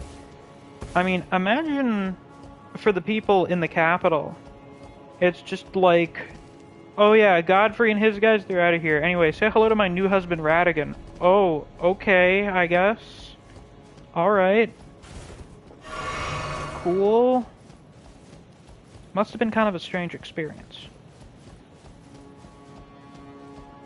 And when you think about it, essentially, Godfrey was used just for laying the foundations of the Kingdom of the Erd Tree. He was so influential that, you know, it can still be seen today, his influence. You know, you have the likes of Godric trying to imitate him. You still have, obviously, Morgoth around and Moog. Godwyn was still around for a very long time. Basically, anyone that uses a big axe is related to Godfrey. The Tarnished are all technically, not necessarily familially related to Godfrey, but they are related to the soldiers of Godfrey, or they were the soldiers of Godfrey. The Crucible Knights are still around doing stuff. He is the man that made this kingdom's existence possible. Its enemies were brought to heel because of him. Yeah, there really isn't much else about Godwyn and his descendants. Godric's most likely the last. He's the last one of note. It seems quite likely that all of the random nobles that are members of the Golden Lineage, like the Grafted Scions and stuff, various other nobles, yeah, there are other people that are like Godric, but they just didn't have the same territory as him. You know, they didn't inherit the position of Lord of Limgrave. So Godric's just the most important. Radigan was Elden Lord for the vast duration of the peacetime of the Lands Between, which is like most of the time that the Erd Tree's been around, as far as we can tell. The way he did things, the Golden Order fundamentalists, that seems to have totally taken over everything. The remnants of Godfrey's time, the Kingdom of the Erd Tree when Godfrey was Elden Lord was probably very different. We at least see some glimpses of that through the Crucible Knights. What about the minor Erd Trees and their purpose? That just seems to be the Erd Tree reproducing. That seems to be the case there. That's what it's doing. That's what the Golden Seeds do. Those are seeds from the Erd Trees, making more Erd Trees. But Radigan's just the most influential, which is what makes it really weird that we don't, or maybe not most influential. Godfrey's influence has endured for longer, but Radigan has had the most sustained influence. The way that things work now are largely because of Radigan. And then you look at the importance of his relatives. Who was the most powerful general in the armies in service to the Erd Tree? Radahn. Who was the Praetor, the guy who was effectively Prime Minister running the government, the guy who managed the Inquisition that would root out dissidents that opposed the Erd Tree and its kingdom? Rykard. his son.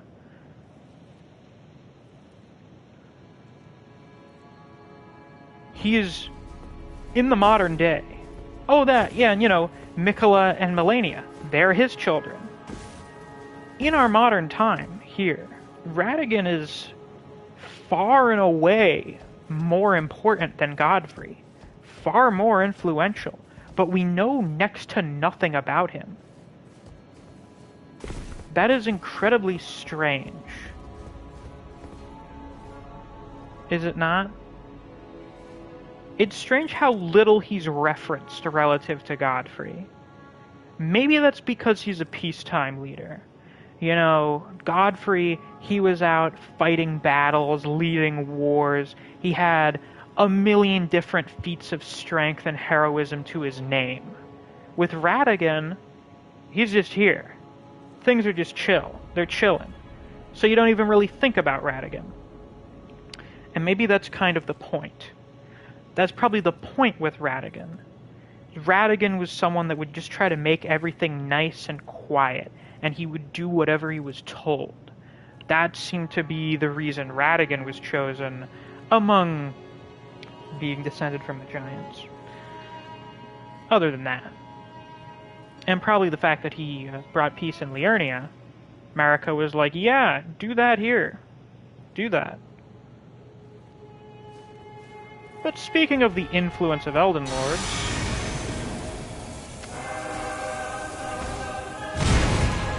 yeah, Godwin was the most important person to come from Godfrey, and we don't really know much about him outside of the Dragon Cult.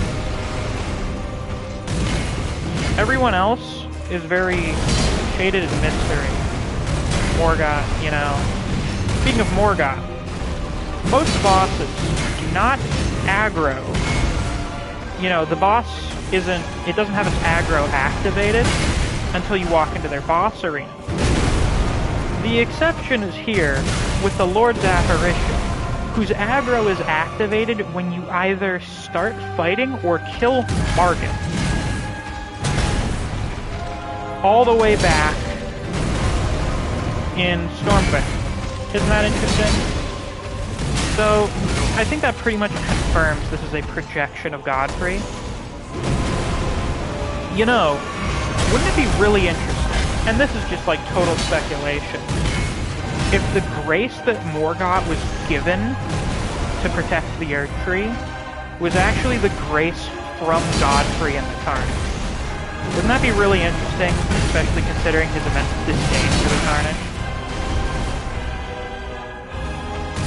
And that could make it so that this is both a projection created by Morgoth and the grace that was taken from Godfrey. Which is why, you know, his axe is so complete. That was what it was like back when his grace was taken from him.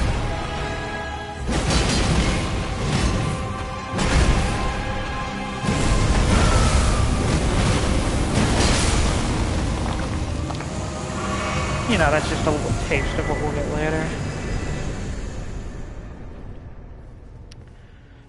Yeah, Rykard was probably not very happy about Radigan leaving their mother. Yeah, it definitely seems like that. It's probably why he helped Ronnie out. He's kind of pissed about that. Probably did not like Marika very much, personally. I was probably pretty pissed at his dad. That was quick indeed. Well, that's because we're almost level 100. That is how it be.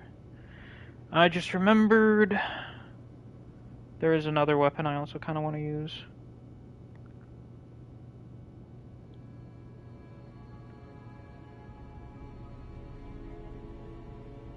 Yeah.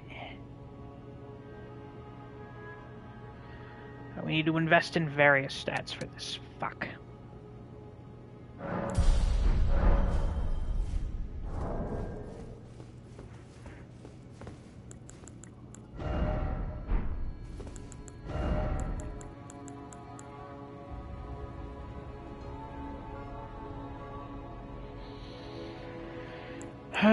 Let's see, we're gonna swap out this.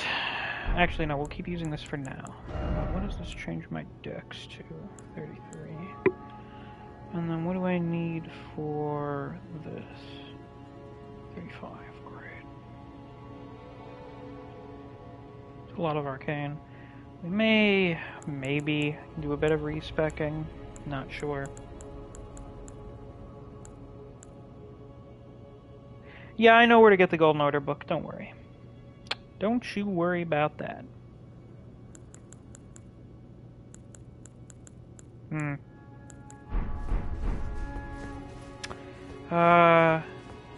Cassian says, trees can be hollow or have pocket spaces in them. It's how animals live in trees.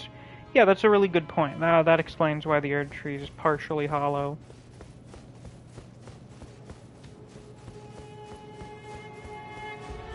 It's also like the alchemical crucible of the world, so it makes sense that would be in there.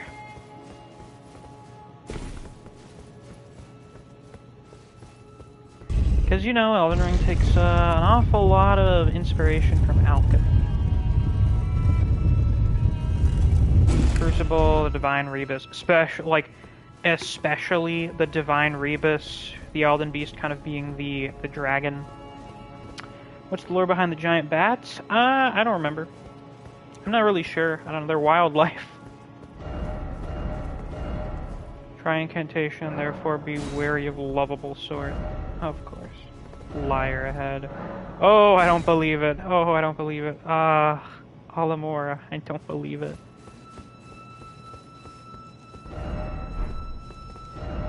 Regression alone reveals secrets. They are giant bats. Yep, there's the lore on the giant bats. They are giant bats. Not everything necessarily needs an answer. When it comes to the creatures that exist, what's the lore behind them? I don't know. They exist. They're animals.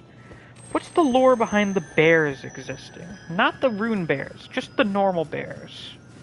They're bears. Got another Crucible Knight here. It's interesting to see the difference in where these guys end up. Their allegiances are a little bit unclear.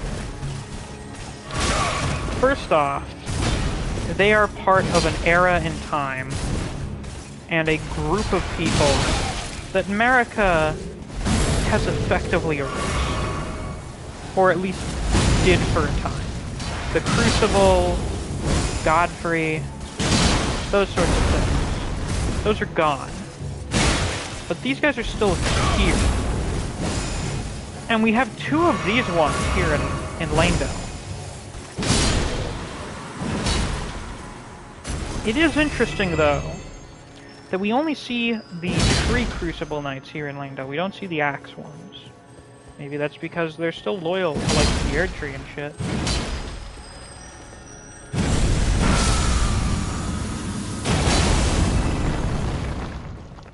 Barrier of Gold. One of the incantations of Erd Tree worship.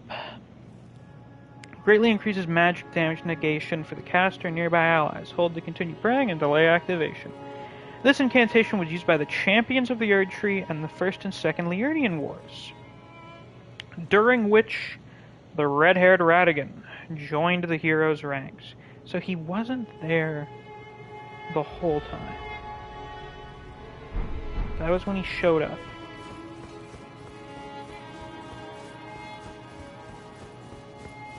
Well, the Draconic Tree Sentinels are still Tree Sentinels, but they're also part of the Dragon Cult. They just think the power of dragons is what's needed to make them better at defending the Erd Tree.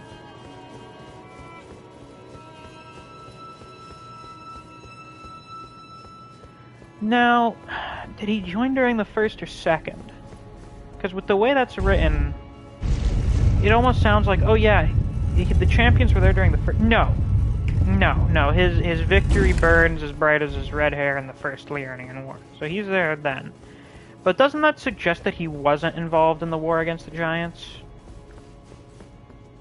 Seems to me like the Crucible Knights cared more about their allegiance to Godfrey. So once he was exiled, they chose different people to follow. They got jailed, they went to Volcano Manor, they went to Deeproot, etc. Yeah, it's interesting to look at the different places where they end up. Bunch of dead finger eaters here. Why? I don't know, they forgot to eat. Or they got killed by the Black Knife Assassin over there. That's also a possibility, I guess. Who are the black knives with? What do you mean, like just in general? They're Nox. They're Newman from the Eternal City. And they're all women. They may actually be from the Nameless Eternal City. It's possible that Marika may actually be from there. Because it seems like whatever that place was got obliterated by the Erd Tree existing. Crucible Knights are similar to the Bloodhounds who choose their lords. That's a pretty solid comparison, I'd say. Pretty decent.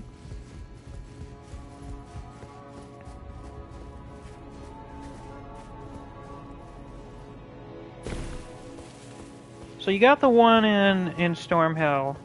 There are a couple possibilities there. One, he tried to fight Godric, so Godric had him thrown in the Everjail.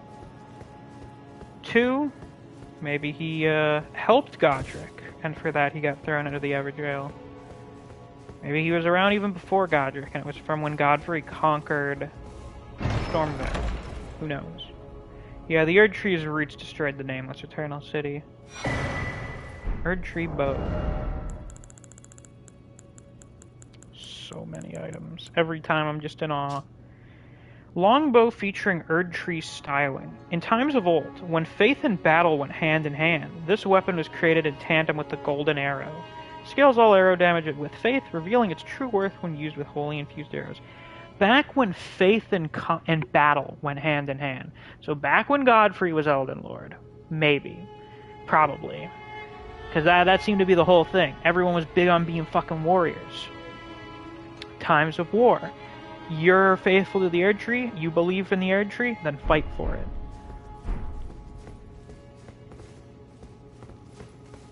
Seems to very likely be the case there. Ah, Celestial do good old Radigan stuff. Though we do find that in the Eternal City too, don't we?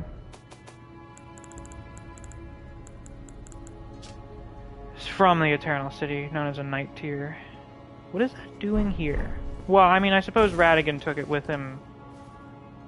Radigan brought it with him to the Church of Vows so that everyone would forgive him for the war crimes and shit. Are you like the Pope or something? I feel like this guy's supposed to be the Pope. He's the leader of the Golden Order Fundamentalists. Who isn't Radigan? Golden Order Principia. Hello, Gracie. How are you? I mean that in a more serious context than ever. How are you? Are you okay, relatively speaking?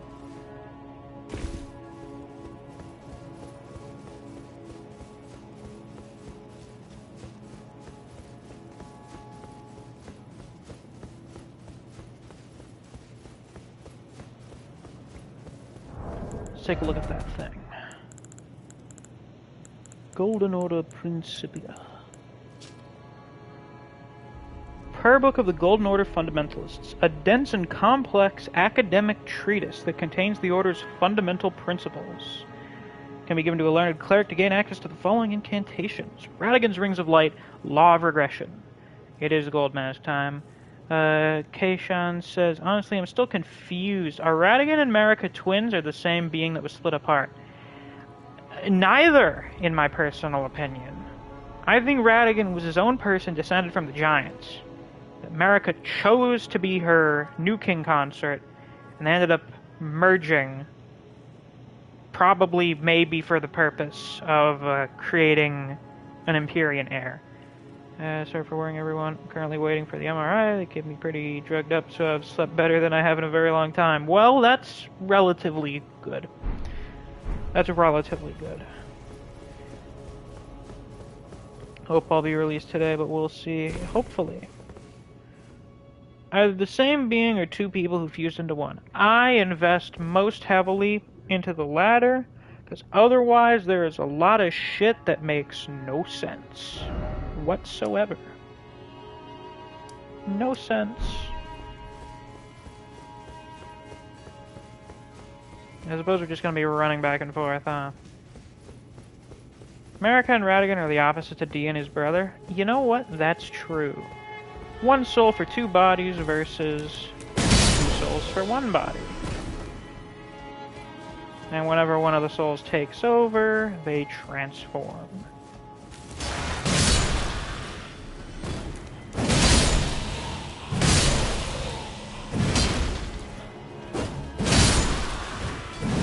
Renala is a big lady. She's actually bigger than Radigan, I do believe. So that would... You have the recessive giant genes from Radigan, combining with... Well, I suppose they're not recessive because all of the children had red hair. And that seems to be... I suppose the accursed red hair of the giants is a dominant trait. Having the big belly face is not, though. Yeah, Renala and Radigan are big individuals. They're large. Though it seems like people in general were just kind of bigger back then.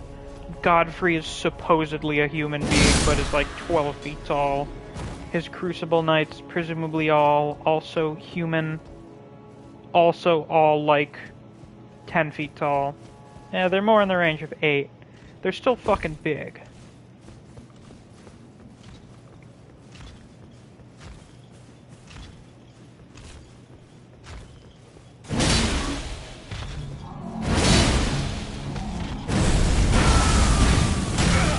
Ouch.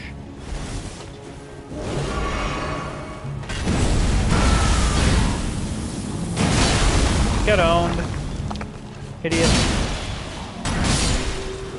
Give me your shit. Hell yeah.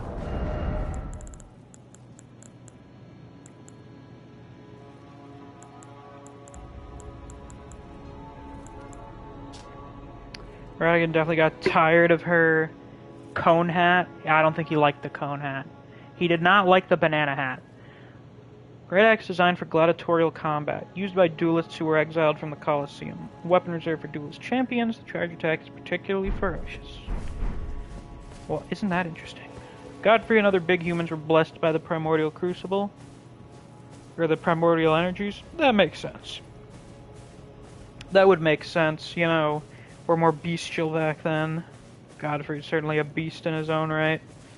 So, you know, it makes sense. Time goes on, we become more disconnected from the Crucible, we want less and less to do with the Crucible, we become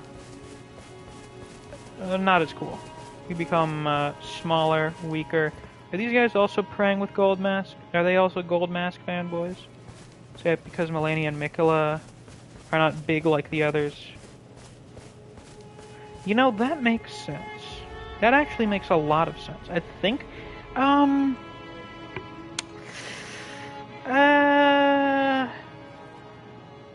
mean, I think Ronnie's a little on the big side. Ronnie was like 10 feet tall or something. Yeah, I think Ronnie's a little bit bigger than Malenia.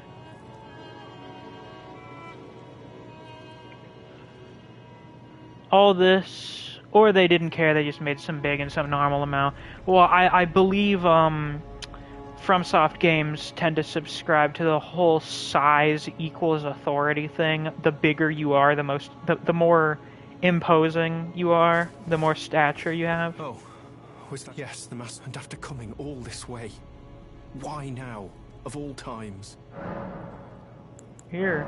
This is a volume of incantation. Yes. It's good to see your enthusiasm. Indeed, I will happily take it off your hands. Radigan's Rings of Light. Ooh.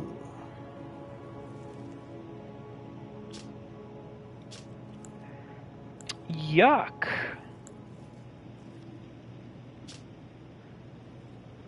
Anyway, Radigan's Rings of Light. One of the incantations of the Golden Order Fundamentalists. A gift of gratitude to the young Mikola from his father, Radigan. Produces a golden ring of light and fires it across a wide area. Isn't it funny how, like, what is it? Discus of light. Yeah, this was Mikola's gift to his dad, and Radigan was so happy, he was so thrilled that he just made it even fucking bigger. And yet, the young Mikola abandoned fundamentalism, for it could do nothing to treat Malenia as accursed rot. This was the beginning of unalloyed gold. So when the main faith could do nothing for Malenia, Mikola turned to science, magic science. In fact, actually, if you think about it, worship, hardcore worship of one god, did nothing for his sister. So he instead resorted to abject rejection of all gods. The power to reject gods. Radigan sounds like a good dad. Radigan tried. You can tell Radigan tried to be a good dad. And what do you know? I don't have D&D tonight, so we can go on a little further. The only interruption may possibly be whenever I'm eating dinner, which would probably be near the end of the stream anyway, so. Then we have Law of Regression, incantation of the Golden Order Fundamentalists. One of the key fundamentals. Heals all negative statuses, dispels special effects, and reveals mimicry in all its forms. The Fundamentalists describe the Golden Order through the powers of regression and causality. Regression is the pull of meaning, that all things yearn to eternally converge. Or, they yearn eternally to converge. My apologies.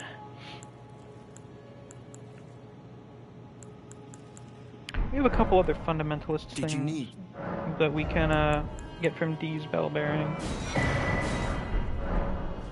We're gonna fucking respeckin'. Shit. Fuck. Fine, you know, whatever. It's for the lore, it's for the quest line. Wonder if Raghav could take on Elden Beast at his current in-game power. I don't know, someone's probably tested it out. Nicola being like Corvazon from Melania. Yeah, kinda. Or you mean Corazon?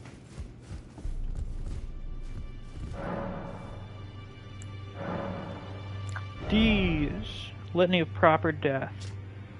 Death. Yeah, not really anything here.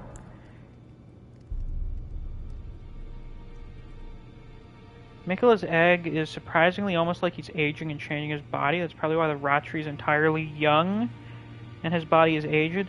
Is it? Like, is it really eternally young? It looks like it's kind of rotting in some places. Though maybe it's just like that all the time, because it seems like it's basically being grown from Melania's rot.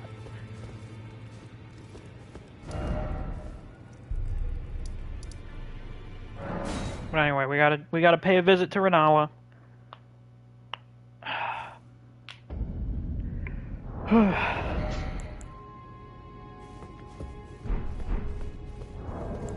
How much int do we need for this thing? Also, very interesting. It is an incantation that requires no faith and big intelligence. This is not about blind faith.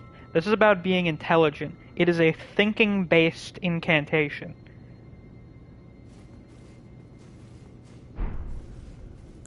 How many of these larval tears do we have? Please tell me. Oh fuck, we have 6. Okay, we're good. Hello, we've been learning a lot about your ex-husband. Art thou now assured of thy want to be born anew? Sure. Now. So we need 37 intelligence.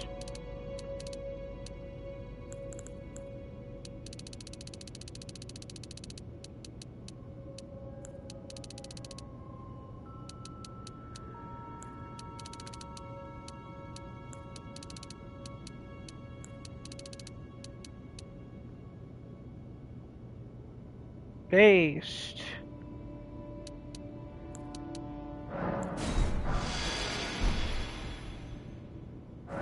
Thanks.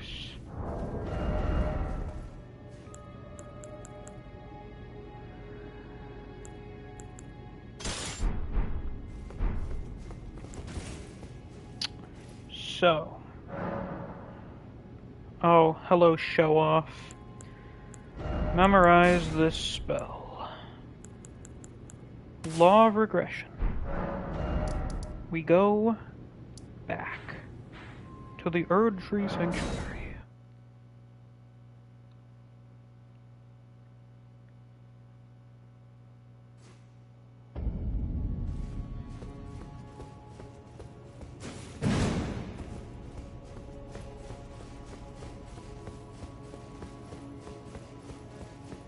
Personally, I don't think any demigod could beat Malekith unless they become a full god.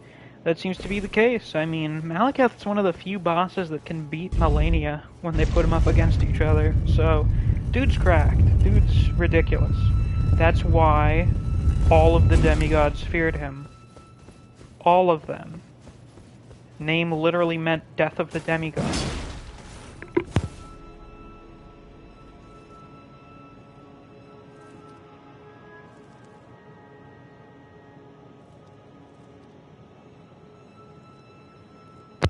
Hold on just a moment. We may be ending the stream a little prematurely, in which case, since I don't have D&D tonight, we'll just do a second stream in a bit. I'll let you know as soon as I confirm some things.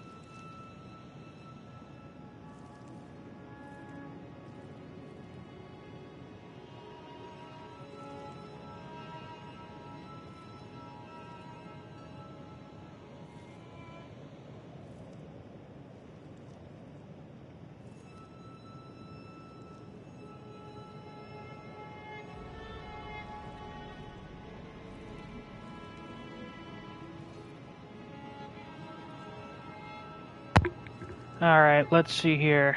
I am going to be going to dinner. Relatively soon, it seems. So I think we'll just get this last thing done. And then, we'll end the stream, but I'll be back in a couple hours. We'll do Morgott. We'll do the Frenzied Flame dungeon. And then, I don't know what else, honestly. That'll probably be it. I don't know, maybe we'll do the Forbidden Lands. Probably not, because after that I plan on doing the rest of Ranni's quest line and Mount Gelmir. But in the meantime, regress. Do I have to stand over here or something? Hold on. Regress. There we go. So there's your secret. The original.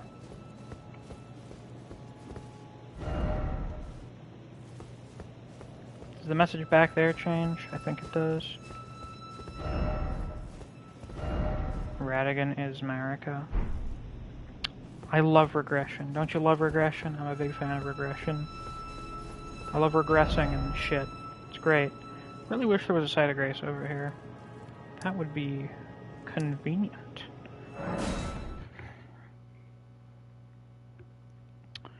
Let's see, we had some people talking about Malekith. Malekith's the greatest warrior to ever live in the lands between, defeating all of the the god's skin, and Glomide Queen, while she had the full power of Black Flame, which killed anything it touched. It's a good point. Blackblade Kindred Corpse Wax does seem to be imbued with a part of Destined Death, which implies they have some power of it. They do have a bit of its power. They use it in their attacks.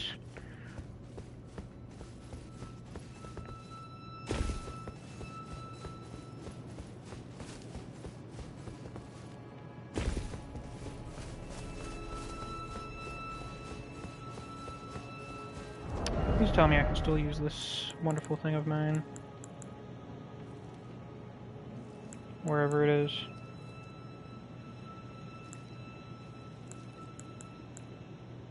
Yes.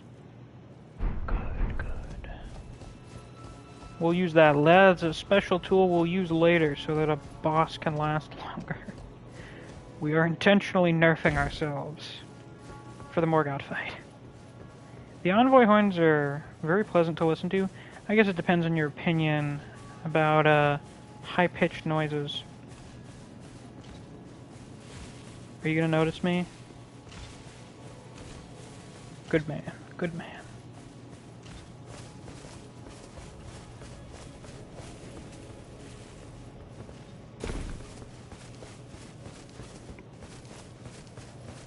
Oh wait, I just realized. These random peasants here, these are the ones that show up in the cutscene after you kill Malekith. That's cool. And the soldiers are the ones out in, this camp over here somewhere, wherever that is. Somewhere around here. I do love hearing the lightning striking the ground, it's great. Usually dislike high-pitched noises, but it blends into the Leyndell music, it sounds nice. That's true. Yeah, it's very nice that the natural ambiance complements the music. Hey, Gold Mask. Radigan's Marika. Holy shit!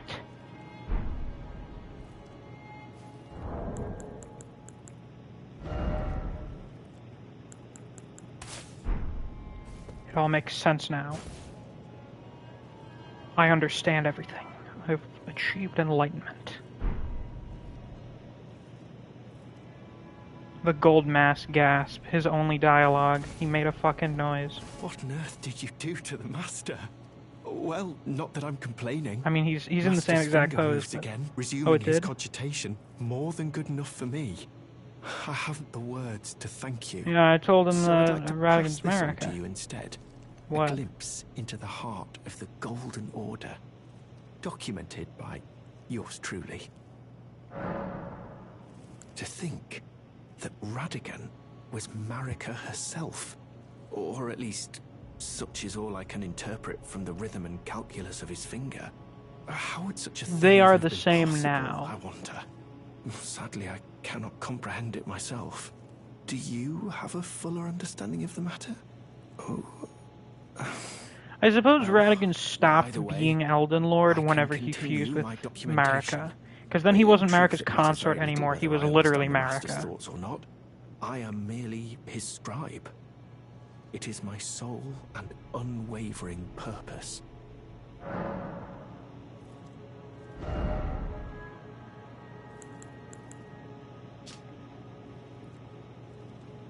Immutable shield. Pretty sure this is new. One of the incantations of the Golden Order fundamentalists. Enchants shield held in the left hand with the light of regression, increasing all forms of non-physical damage negation and ailment resistance. Two concepts form the basis for Golden Order fundamentalism. One is the law of regression, to which this incantation relates. And then... Is rejection new? No. Not sure, I think that may be the only new one.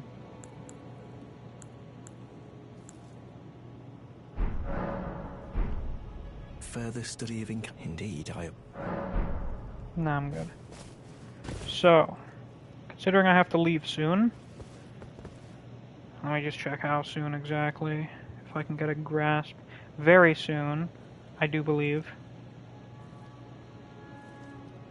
Maybe? I might as well, because I'm not going to have time to do everything I wanted to do tonight. I don't mind taking a little break since we've been streaming for like 4 hours. But yeah, we'll be back a little bit later tonight. We'll do Morgott. We'll do the Frenzied Flame shit. It'll be great. It'll be peak.